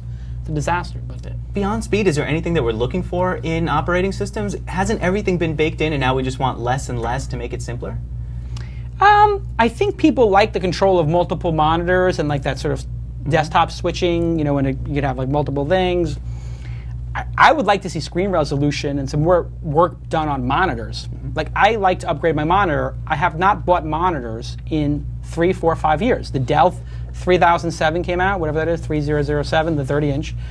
The 24-inch came out from Dell. You can turn it sideways. Like, why don't they design a curved monitor? Why don't they design one that's, I don't know, a little horizontal one that could go on top of the 24 that's, for, news or your Twitter? Why don't they design a monitor that's just for Twitter? That would be a great, we talked to the guy before about hardware. If somebody just designed a little monitor that went to this, that just stood over here, that was strictly for Twitter stream, and you plug it in and it knows it's there, and it knows it has a Twitter application built into it, or the Twitter apps would be built for it, and just had good resolution. You could maybe had a touch screen so you could tap it, and just do something creative with monitors. Somebody, please, for the love of God. And there was some laptop that came out, I saw that the monitor goes chunk, and there's 2 monitors. That's pretty cool. So I think there's got to be more time spent on that, frankly. Who cares? I mean, the operating systems are stable. I mean, Microsoft's just racing to get Windows 7 out so they can have a stable operating system. I mean, that's why the number one reason people are moving, I think, to Macs is not because of they want to spend more money on a sexier computer. It's because they're just tired of viruses, and they hear from their friends that they don't have viruses. I think that's the biggest selling point of a Mac. No viruses. That's why I got my mom one. No blue screen of death.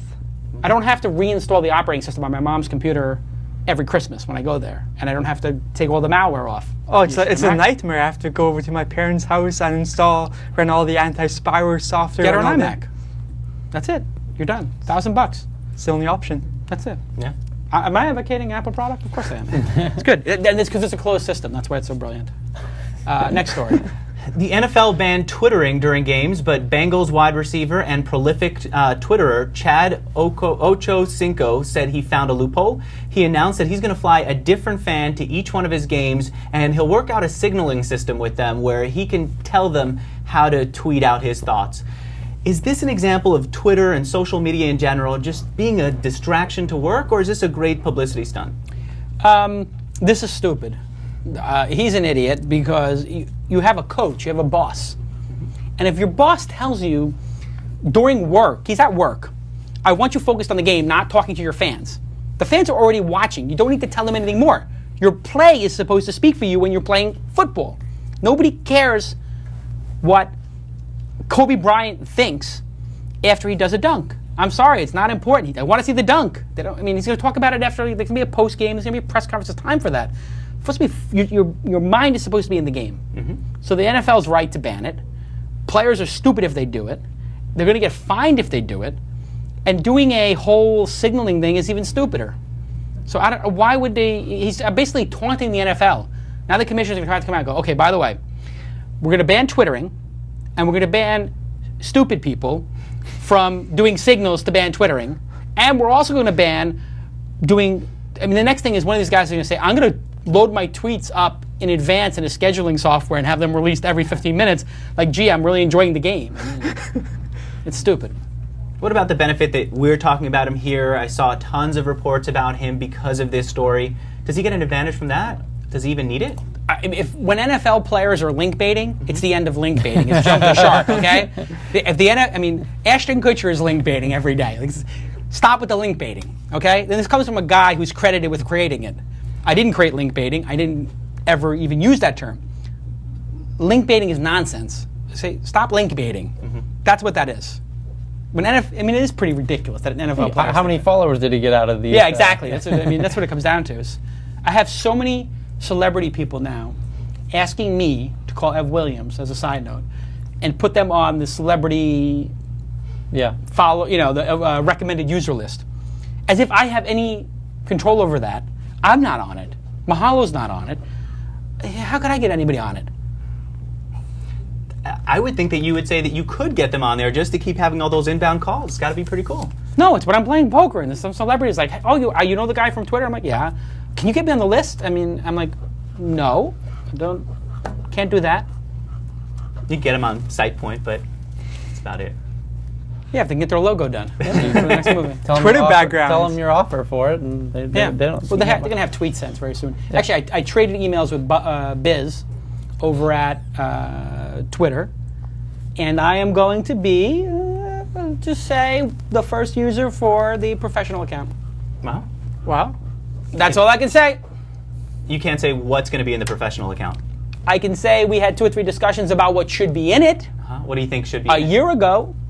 I think that the ability to add JavaScript to your page should be in it. Like if I wanted to put my Google Analytics on it. I think the ability to put an advertisement and change the template to something a little more robust would be good. I think click tracking natively in Twitter would be good. Yeah, maybe tracking my followers, when they leave, when they come, how I'm trending. Some of those third-party services more integrated into it would be good. And you would pay for that, and you think others would too? I think 1% of the user base would pay for it, 0.1%. That's plenty. What they'll pay, who knows? But I would like to have a professional, because I would like to know how many people load my actual Twitter page on the web. You've been saying that they should charge you since, I think, the day you got on it. Yes. Initially, you wanted to be charged just for stability and then a few other features. Yeah, but I thought the thing was becoming so essential to my business that I was like, I'll pay you to put just me on a server. And I told them, I will pay for the $1,200 a month rack space server, put me and Scoble and Dave Weiner or whoever on it, we'll split it. And they're like, it's not really that issue. The issue is that our code is kind of sucky and we got to fix it. But it's right around the corner. Well, I don't know about right around the corner. It's around the corner. The fact that he's set out can be the first user is, well, it's right around the corner. All right. Next story, Yelp has a new augmented reality app, or at least they've added that feature into their current app. This is cool. If you hold it up now, you can see what restaurants, what bars are around you. You can see what people think of those restaurants and bars. So is augmented reality now going to be a part of every program, or is it just a toy that's fun for now but not very useful? Augmented reality, to explain it to people, is basically using a camera to take a video of the real world, or a picture, but usually a video, and then put digital assets on it when you watch that video of the real world on the camera. So you got the iPhone out right here. I'm looking at my laptop, and I'm looking at the video here on the screen, and then it's telling me what is on the laptop and what the different pieces are or whatever. That's what augmented reality is. There's a lot of cool demos of it you can find online. It's been something that's been around for a long time. When we were in Japan, they were selling this little cube a year ago for $100 in Akihabara, and you would take the cube and put it in front of your webcam, and then on your computer screen you would see your desk, and then you would see this little geisha, what was it, like a maid, a French maid would come out and like, you know, oh, can I get your tea, master? And then you had a little wand, and you would take the wand and you would sort of spank her or touch her, and you would tap on the box, and like you give her a gift, and you could give her a gift of a mouse or something, and she'd get really scared, and it was deviant, not sexual, but bizarre, and very cool. And it's cool to be able to Tonchi.dot at TechCrunch 50. You know, you hold up your phone to the real world, and you're looking at, I don't know what you're looking at. Like you're looking at tweets and no. Let's say I'm looking at the Acropolis, and I'm, you know, or the skyline of New York, and as I go like this to the skyline of New York, it's showing me the Wikipedia page, you know, or it's showing me the name of each building and what companies are in it, and I can zoom in, and I zoom in on that building, and I see the World Trade, the Freedom Tower or something else. The World Trade Center was there previously, you know, and I could click on it and get the information about that building, when it was built, and all that kind of stuff. It's really cool. I don't know that anybody's got an application that you're going to use every day for it. But it is kind of cool to take your thing out and see the real world and see like arrow that way, this way, arrow that way, that way. But it's not much. You have the address anyway, so yeah, it's cool. But it's just like it's going to be great for a TV commercial. Let's leave it at that. You know, when Steve comes back, it'll be a great demo for, you know. But it's not that big of a deal. If they authorized it, because it was actually it was a hidden feature. And so there are questions about whether Apple even knew that was in there, whether Apple would have approved it with or without it. What do you think? Do you think that they were trying to pull one over? No. I think Apple is going to approve everything at this point, because there's so much pressure on them right now, and the whole Google Voice thing. I think that, because they just did Spotify, right? They said Spotify's cool. Rhapsody did a whole goof on them where they're like, went to the press and were like, today is the day we're submitting our application to get rejected. It was almost like somebody going with their film, like Larry Flint going with their film to the, you know, MPAA, like, I'm bringing my film to get rejected. You know, it's like almost like a joke now. So I think that Apple is just going to totally get this under control and start letting people, like, whatever application you want to do, as long as it's not porn. They don't need any more bad press. And the fact that the government got them to make, you know, statements, and I know some people at Google, and the people at Google, I think, feel like maybe Apple's a little full of shit, you know. There's some bad blood going on right now. And so I think Apple is going to slow its roll, so to speak. So if you've got an app that you're not sure you can get past them, now's the time to do it with all the spotlight on Apple. This is the great, I mean, talking about link baiting, and like, if I'm thinking when we launch the Mahalo Answers app, I'm going to put in it something that Apple will ban. What can we put in it that Apple would ban? What does Apple not like? We'll put in like a baby shaker or something, or whatever. Something that would be like massively controversial. What is the... Well, the baby shaker they approved, so... They did approve that, yes, okay. I'm joking. Now I'm going to get all the baby shaking guys emailing me. The guy from Baby Shaking was emailing me every day. Did I tell that story already? No. Okay, remember the baby shaking app? So somebody had a baby shaking app. The baby cries, you shake the thing, and the baby stops crying. For those people who are idiots in the world, this message, and somebody can clip this. This message is for people who are idiots in the world. Don't shake babies. They're precious. They're delicate. You were a baby once. They're God's gift. They're harmless. Don't shake a baby. Are you out of your fucking mind? Okay, that's the end. You can clip it and put that on to people who shake babies. Anyway, so these knuckleheads put this thing on there, shake babies. Apple gets upset. Then this guy from the Shaken Baby Syndrome, association in DC or somewhere is emailing me every day saying, I have to get Steve Jobs to speak at this conference on this panel about shaken babies thing. And I said to him, I said, listen, they made a mistake. They didn't know. They took it out. They publicly apologized. What more do you want? And he's like, well, they have to come to this conference. I'm like, okay, now you're being unreasonable. Just for feedback, don't ever email me again, number one. Two, you're being unreasonable, and it makes your cause look stupid when you say something ridiculous like, the CEO of some major public company's got to come to a conference on this thing. He doesn't need to come to a conference. Somebody in the company needs to apologize. That's it. And then it was always like, oh, and we'd like a little bit of money. It's like a shakedown, so to speak. Yeah. Anyway, whatever. So that's the whole story. But for the record, Steve Jobs is on your speed dial on your iPhone, right? So if you wanted to, you could have made a connection. Of course, I would have called Steve in a second. I'd text him, whatever. I saw that, and put him up on Skype. Yeah, sure. Augmented reality, Steve Jobs, right there. Yeah, exactly. Like I know Steve. It was revealed this week that Microsoft photoshopped a black man out of its Polish website and replaced him with a white man. What do you think? Sign of racism, goofiness, mistake? Again, somebody's an idiot. There's a lot of stupid people on the planet. Somebody did something very stupid. I don't know what they're thinking. This is Poland, you said? Yep. You're Polish. Yeah. Somebody did something stupid, and maybe they thought, when people do stupid stuff like this, that's racist, or people perceive as racist, it's usually not maliciousness. Like the person who did it isn't really a racist. They just have a low emotional IQ. So what they probably thought was, our audience is white. We have white IT managers. We should have a white 40-year-old because everybody who buys this software is a 45-year-old fat white guy. So let's get a Polish-looking fat white guy. And they bring it to Japan. They get rid of the Polish guy and they put in a Japanese guy.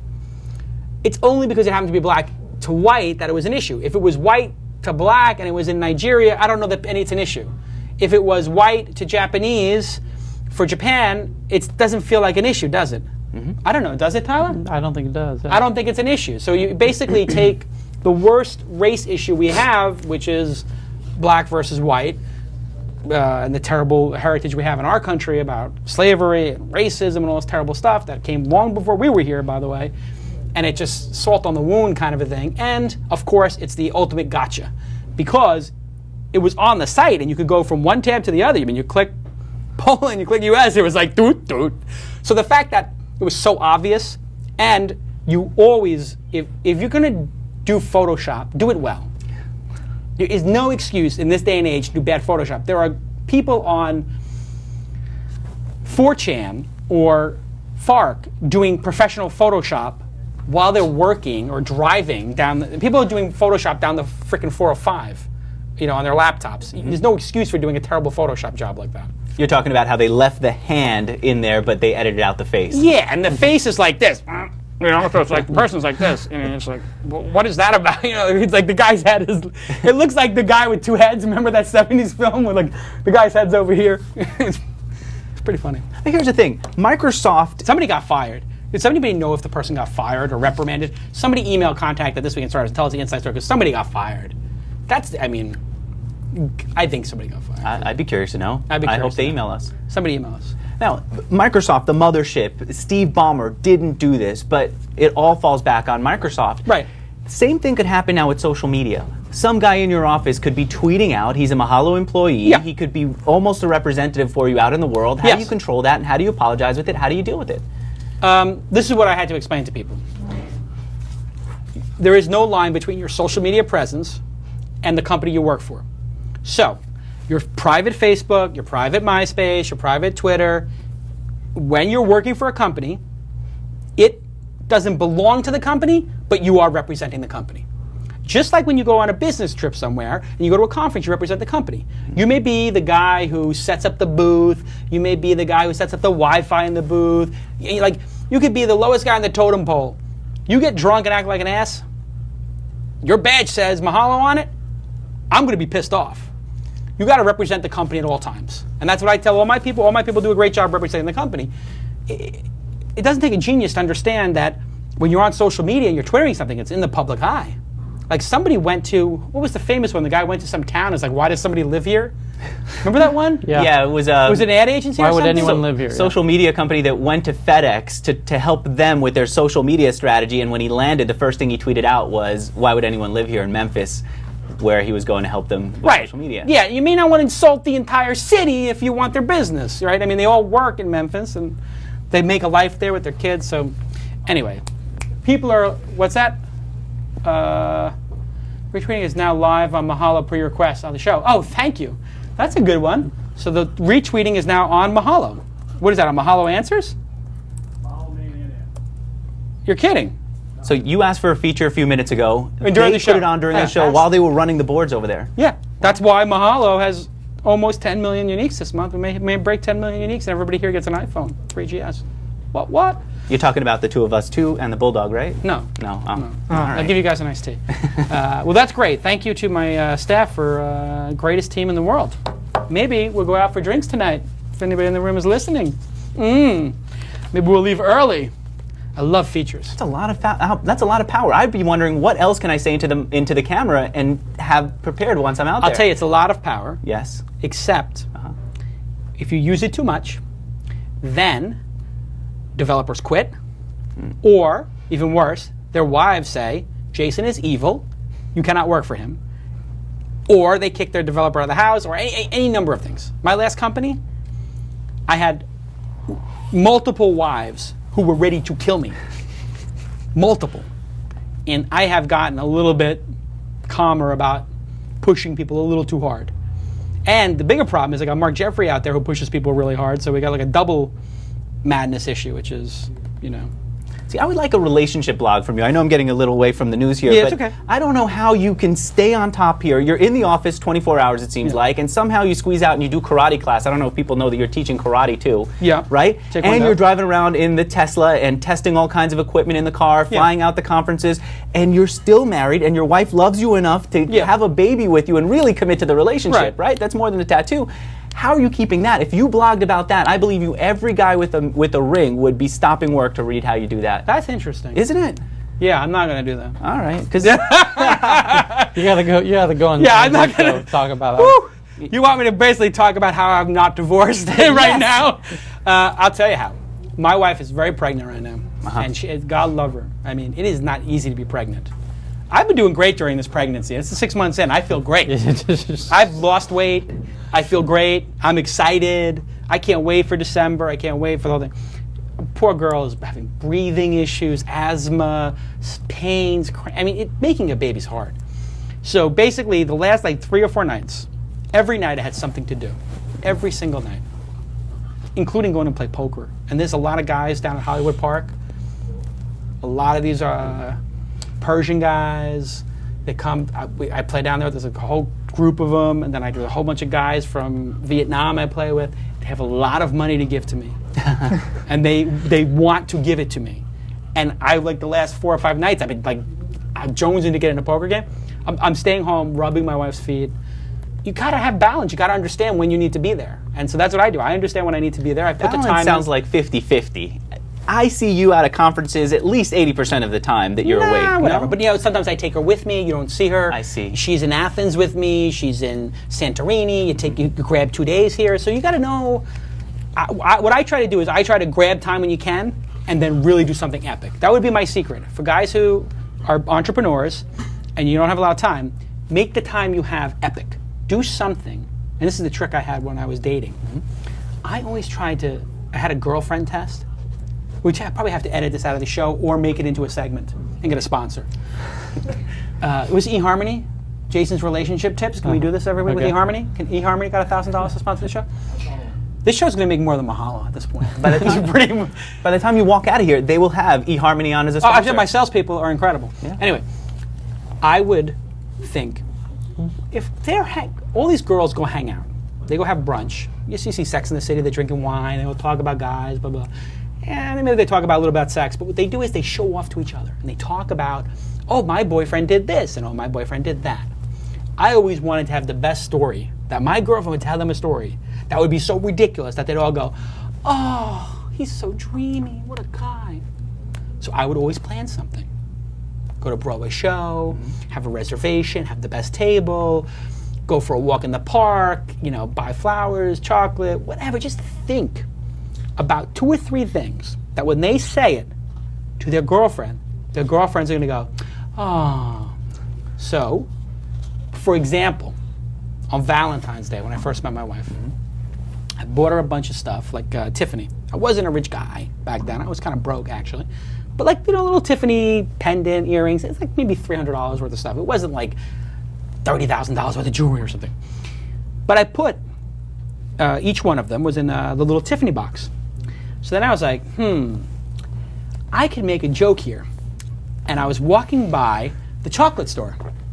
You guys can all use this. I guarantee you, when you use this, you better call me and give me credit. And you better call into the show.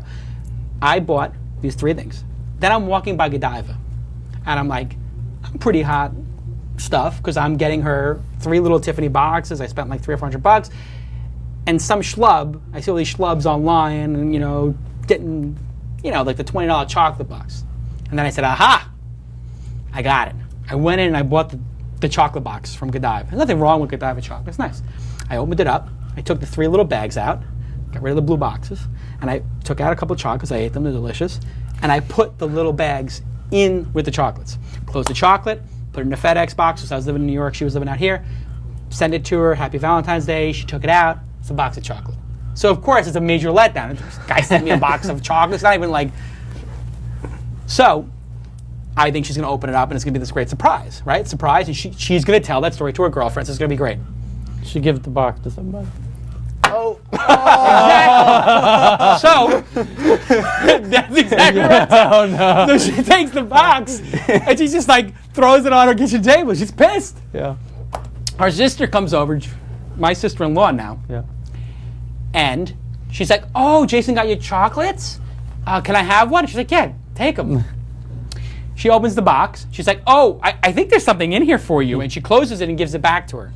It's like a week after, because I called her and I was like, hey, did you get my package? She's like, yeah, that was great, but nothing. Yeah. So I'm like, you sure you got it? And she's like, yeah. So anyway, that's just like a little thing you can do. That doesn't take much. It's a little extra creativity. And that's what girls want. They just want to show that effort. They want to see, because a guy's got a lot of things they want to do in life. This guy wants to launch a bunch of blogs. He's got a bunch of stuff he wants to do. He's busy. That's what he enjoys. He doesn't enjoy coming up with the idea I just came up with. That's not enjoyable for a guy. I'd pay a monthly subscription to get ideas like that delivered to my inbox. All right, well, maybe we'll have to do this every week. A segment for tech guys on how to mac on girls. Anyway, this is the kind of detail that you need. And guys just are not naturally programmed to do that. So you have to make an effort to think like a girl and think about what they would like, something amazing. And it doesn't have to be, it's not about money or doing something expensive, The romantic things out there, like you could go take a girl on a hike with the greatest view. If you go to, this is another tip for you guys, you're local, right? Yeah. All right. You got a girlfriend? I'm about to get married, yeah. This is golden. All right, so here's one for you. I'm hoping Scott writes all these down in his recap of the show. Absolutely. This is going to be a great recap. Whoever writes it. So someone can get an iPhone for the recap. Go up to Temescal Canyon. His incredible hike. Right. Go get a loaf of French bread, piece of cheese, bottle of wine, put it in your backpack, and say, hey, baby, you want to go on a hike? Put on some clothes. We get some exercise. Go up to the top. Walk up to the top of the sunset. Take out the French bread. Take the cheese. Get like a little knife, like a man's knife, so you look like a man. Like, you know those nice sharp ones. Pull out your man's knife. Cut a piece of cheese. You put it on the bread. Give it to her. A little wine. You drink it. You're sitting up there. All the other schmucks took the hike. The other guys knew to take the hike, but they didn't bring the cheese, the wine to see the sunset. Now you're sitting up there for half an hour, and everybody's looking at you, drinking the wine, eating the cheese, going, I should have brought cheese. And the other guys, they're going, the wives are going, why didn't you bring cheese and wine? He brought cheese and wine. The little surprise. Girls like that, and it shows effort. We'll talk about it after the show. Anyway, we should do the homework thing, because I got to give Audible. We have an Audible thing here, too. Homework. Let's do the homework.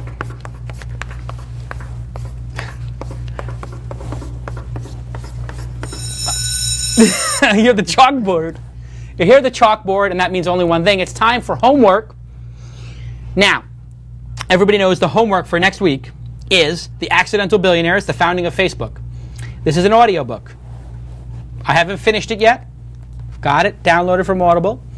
Tyler's got it downloaded from Audible. Alex got it downloaded. You have time. We're not going to talk about it this week, but you are going to download it.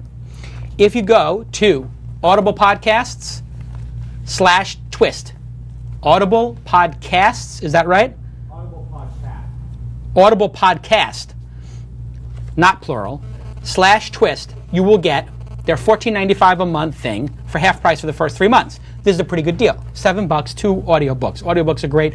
You're a member of Audible or not? For years. Okay. Absolutely. It's a great thing to do. You remember Audible or not? Be honest. I remember it. I've never used them. All right, so you're going to get Audible here. You're going to go to audiblepodcast.com/twist. TWIST. I need people to actually go do this and subscribe so Audible feels like they're getting some value. You're definitely going to get value out of it. But I'm going to up the ante. Here's what we're going to do. Can you grab me the Mahalo pack over here? We are going to. This is one of my ideas. This is to keep building the sponsorship. This is social media. Okay, I showed you the Mahalo pack before. Mahalo pack is a hat. See here? You got the Mahalo hat. Here. It's an iPhone case. He's got his iPhone. Yeah. It's a mug. You guys don't have to put Andrew on. I was thinking I'd at least get on camera for this. If I'm so here's Andrew. He's got his hat. He's got his thing. He's got his Mahalo towel here. So now he's got a Mahalo towel, and he got a bag to take wine up with his girlfriend, his fiance. So now he's all branded. I'm going to send you all that, and I am going to put.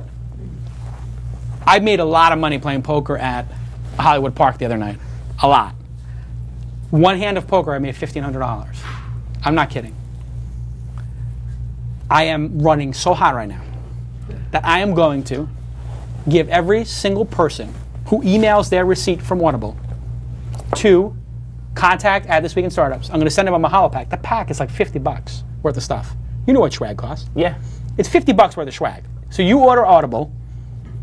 It costs you nothing because it's free to sign up. You just got to give them your credit card. Try it for 3 months. I'm going to send you the entire pack. Then I am going to pull out of my knot. Got the big knot with all the hundies in it. I'm not going to put hundy in there. I'm going to put a 20 in the bag. And you know what that means? It means Audible's paying for the first half of your 3 months, right? Because they're giving you 3 months half price. I'm essentially paying for the other half. So you're totally getting 3 months for free. Plus a Mahalo pack, because I want people out there thinking about Mahalo. So this is like $70 worth of stuff. And the incredible thing about it is you could cancel this in month 4 or whatever and never pay anything and still get all the swag. That's how much I believe you're going to love Audible the way I love Audible, the way Tyler loves Audible. Everybody loves Audible. audiblepodcast.com/twist, TWIST.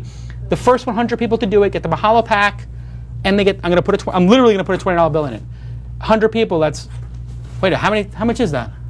20 times. Yeah. How much? $2,000. Oh, no, I can't do that. 50. The first 50. The first 50 people who do it, and I think people could do it while we're on the show here. Start emailing and tell me, Alex, if anybody does it during the show, I want to know who so I can thank them during the show. But okay, so if anybody does during the show, let me know. But this is an idea, right? Because Audible's paying for a sponsorship. I am adding something to their sponsorship. If I get 50 people to sign up right now, If those people love the product as much as I know they will, and they use it for a year, Audible's going to make their money back from the sponsorship. And they'll tell their friends about it. Exactly.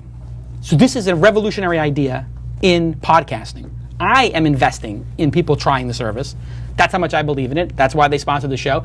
And everybody should thank Audible_COM for supporting the show on Twitter. You told us in the beginning of this program that you're going to teach people how to sell.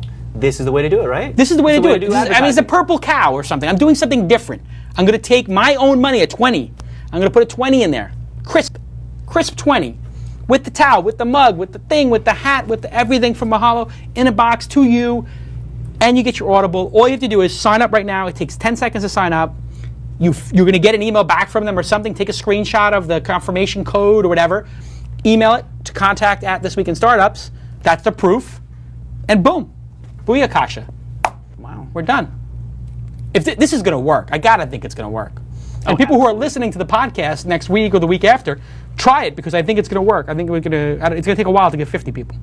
I hope it doesn't. I don't understand why somebody wouldn't have Audible. If you're an entrepreneur, if you're in business, you want to learn as much as possible. You don't have time to sit and read. When I see people sitting on trains in New York or driving around listening to just music or listening to nothing, I think, what a waste of time. It's a waste of time, right? If you're ambitious, you want to learn as much as possible, and that's the way to do it. There. Now, you're doing 50 hours a show a week, but that's still not enough for most people. Enough. The Audible I got to tell you something, Andrew. That was very good. Yes. And I think Lon Harris, you may wind up having to fight for the seat because that was a much better commercial than Lon Harris does. I'll tell you that. All right, here we go. Next story. Oh, I thought that was it. All right. The Deadpool. Oh, this is the hardest part for me. I hate to put people in the Deadpool. Okay. Where is it? Where is my Deadpool company? Deadpool. Here's the Deadpool right here. That's a sad one. We got big animation here. We gotta let it go through. So the Deadpool company is Tipjoy. It's a micro payment system that works on social networks like Twitter. And this week it said that it was closing down.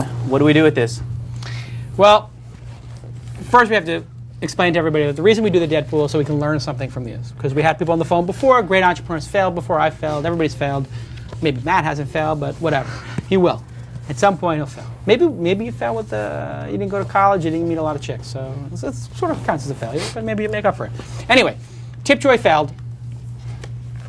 It was PayPal for Twitter. The problem with doing PayPal for Twitter or Facebook is that Facebook is going to do PayPal for Facebook or for Twitter. And I think there just wasn't enough there. I think that PayPal works good enough. Maybe making it work through a social network is not that much better than just me twittering you my email address. There wasn't enough unique functionality in it, I think. But they tried, and it's the right idea. People should be able to, through the social network, exchange money. I guarantee you Twitter and Facebook will have payments within 18 months. I guarantee you they'll both be successful at doing so. Although Google, were they successful with Google Checkout? Meh. Not yet. Meh. But I think PayPal's a juggernaut. In fact, I think PayPal becomes a bigger business than eBay itself. Financial services, huge business. PayPal, they should rename eBay PayPal. Or separate the two companies. eBay one thing, PayPal another. PayPal's going to be bigger. They should go into a lot more financial services stuff because I use PayPal, but I can't replace my Bank of America with it yet. They should really get into checking more and all the other services that people need, 401ks, make it a financial service company. Tipjoy, we salute you. Fondue? Fondue. Fondue wants the bag. Who wants Tipjoy? Who wants to get this? Uh-oh. Tori, some fondue. Who gets Tipjoy? Who wants it? Come on, guys. You gotta really get it. They're really chewing it up now. Okay, there you go, guys. Take it. Take it into the Deadpool. Good puppies. Good puppies. Did you not have that one dog fixed? That's got to be Taurus, right? He's not fixed. He's not fixed. No, I don't fix the bulldogs because they're going to kill you with kisses. They're not aggressive dogs. No. And if you clip them, they get fat. What about impregnating the neighbors? If this dog impregnates a female dog, I'm going to make $3,000 a puppy. I will make almost as much as I make at Hollywood Park off of those dogs. So I can't. That's what these. Oh my God, these guys are going crazy in there. I like the way he's like stepping on Jimmy Fails. That's nice. I had like a whole vet trying to explain this to me, like how I had to, and that was the argument. She was like, well, I mean, they're going to impregnate each other. I was like, and I'm going to sell 5 puppies for $3,000 each? I mean, where's the problem? Like, these are purebred dogs. Like, that's not an issue. And they, by the way, they can't mount each other. They have all kinds of issues. They can't? Not really. It's artificial insemination. I see. And it's cesarean. So this is a freak of nature, these dogs. They're actually changing the whole standard. It's another show. All right, This Week in Dogs. Well, no, first This Week in Relationships should be the next show, and then This Week in Dogs somewhere down Absolutely. the road. Well, you know, I bought the domain name thisweekin.com. Ooh, really? Not that I have any plans. To sell it back to Leo Laporte? No. I could just list his shows on my portal and send traffic to him and to me. I see. It could be the aggregator of things or something. It's only $15,000. Is that what it cost? Yeah. That's pretty good. How many domains do you own? I know that you own a bunch. A couple hundred. Yeah? Maybe 1,000. Do you own AndrewWarner.com? Tyler, go buy AndrewWarner.com, please. We'll sell it back. Thank you. Sell it back for double. AndrewWarner.me, please. We're going to auction it off on Flippa. Yeah, I'm going to sell it on Flippa. Okay. I've got more news if you wanted. Let's give me one more news. One more last piece of news? Yes. The Wall Street Journal reported that Steve Jobs is obsessed with the Apple tablet computer. Now, we know that Bill Gates had a similar obsession. He wanted to create the tablet PC, but customers pretty much yawned. Yes. Do you think that Apple's version is going to be a hit like the iPhone, or is it going to be a flop like Apple TV? It depends on price. This is the issue with this device. The iPhone is very expensive, right? What does it cost? I think you said $70,000? Well, I think it's like it's like $7,000 for an iPhone. It's $200 if you have a plan. Everybody has to have a plan anyway, so let's just call it $200. And it's a phone, you have to have it. I don't have to have the tablet. So if the tablet's going to be more money than this, it's probably going to be $1,000, $700. What is it going to? If it's the mini one, it's like, is it really going to be that much of a better experience? I think you're going to get the wonky gadget freaks to buy it. But I don't know why your mom buys one that's this much bigger instead of the iTouch. If it's $600, $700, $800, it's too much money. When you get to the $600, $700, $800, people can buy a laptop with Windows 7 on it or whatever, and then they're going to start thinking about. So you're going to fall right in between those two things. I don't think it's like a netbook. People look at netbooks and say, I can buy a laptop for $400. I'm not going to get a $1,000 laptop. It is a laptop replacement, a netbook. This is not going to be a laptop replacement in all likelihood. It's going to be some other device, and you're not going to carry it around with your laptop. You're not going to carry it with your phone. I don't see it. Yeah. I think some rich people will have it as like their Questron in their living rooms, like use it to control things and change the music and the lighting and remote control. Some people may have it on planes where it has the back thing, like a DVD player, but I think it's going to be kind of nichey. I'm certainly not going to replace a laptop. And what's the pain that it's solving? I understand that netbooks, you didn't want to carry a big computer when you were traveling, or you didn't want to spend a lot of money on a laptop. But do we really have a problem with the computers as they are, and we need just the screen? Is it competing with Sonos? That's a niche market. Is it competing with the Kindle? Niche market. Right. It's going to be too expensive. But you can't rule out Steve Jobs' creativity. If there's a way to make this work, he's going to be the guy to do it. Right, and that's why we all have cubes on our desk. And probably Bill Gates should have waited for Steve Jobs to be excited about this and come out with the tablet, and then he should have done the cheaper version of Steve Jobs' idea. There's people who use the tablet. The problem is, you look like an idiot when you use a tablet PC. You ever go to a conference and I don't know, Shell Israel, or I don't know who's into these tablet things.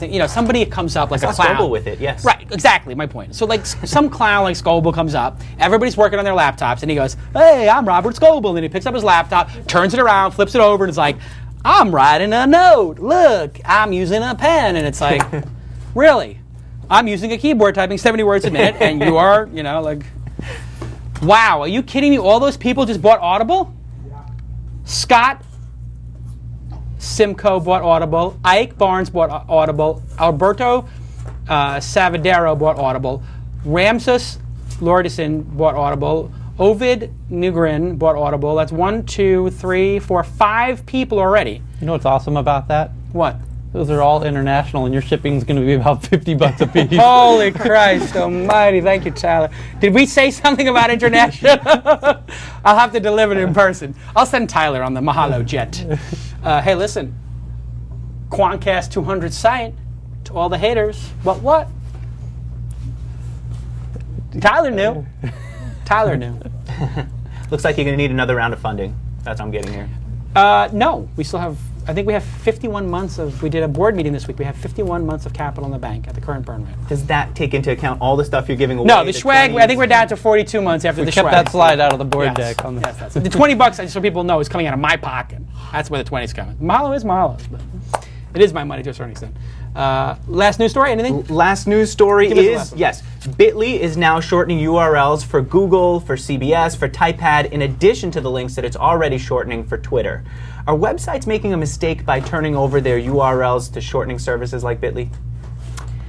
There is some benefit to doing it. Obviously, you get the statistics and stuff like that. What I think is going to happen is everybody will have their own. It'll be built into web services and stuff like that. So we have one at Mahalo. It's mhlo.me. TechCrunch has their own shortener. Yeah. But then I see TechCrunch is using Bitly again now because you get the statistics. So I think there's going to have to be something permanent in Bitly. Bitly should do a thing like what they say, we've established the Bitly Trust, and we've put $10 million in a bank. This is a really good idea. I'm going to send this to John Borthwick. Bitly should put $10 million in a bank account after they get their next round of funding, whatever. Or an insurance policy that says, we guarantee, certified by Ernst & Young, that we are going to keep this service up for the next 100 years. And we have allocated $100,000 a year to put these servers in place, whatever. We have a $10 million contract to do that. No matter what happens with the company, the URLs are in a trust, and the trust will always do permanent redirects, so that if the company gets sold or bought or shuts down, they have to agree to that trust. That would be pretty clever. Until that happens, we're going the build your own route. Yes, I'm very concerned about it, I would say.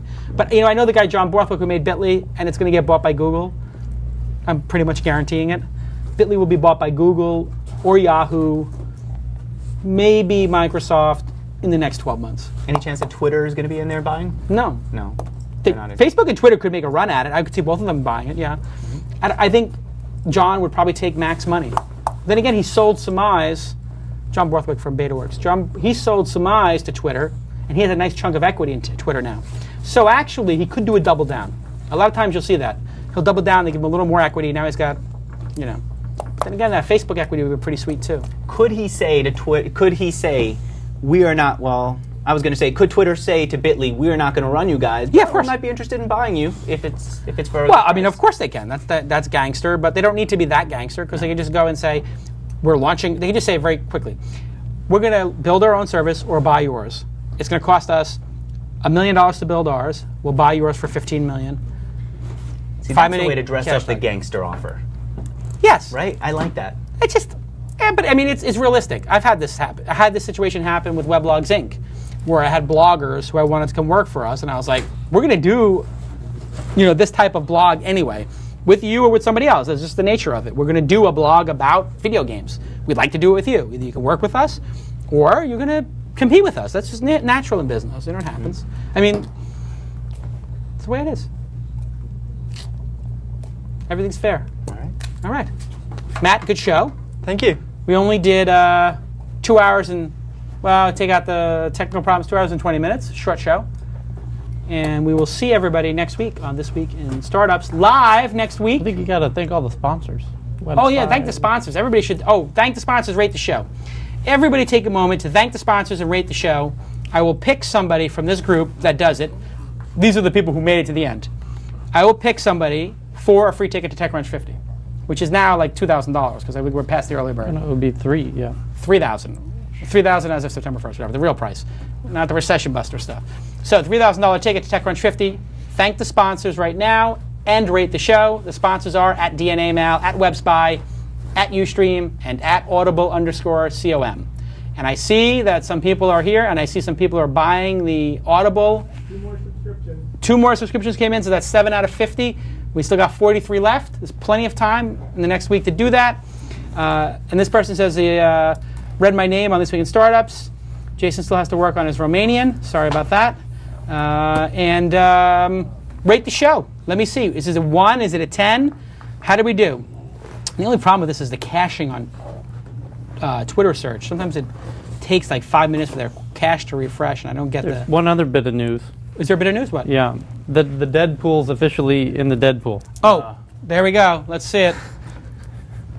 Oh, man. How much did that thing cost? $15? All right, that's fine. I can't believe that. They've killed the Deadpool. It's kind of meta. That's pretty meta that the Deadpool is dead. Let me tell you what's else going to be dead. Whoever's handling the internet connection is going to be dead if we have another mix-up. Hey-oh! All right, so next week, live from Sequoia. And thanks to Matt for being on the show. Everybody try sitepointforum.com. Sitepoint and 99 Design. Sitepoint.com. 99 Designs.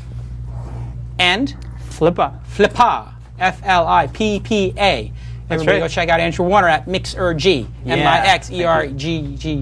No, M-I-X-E-R-G-Y. E-R-G-Y. Mixerg. Mixerg.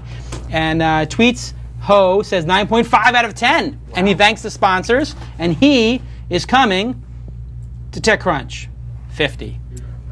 Tweet Zoo. Z-H-O-U.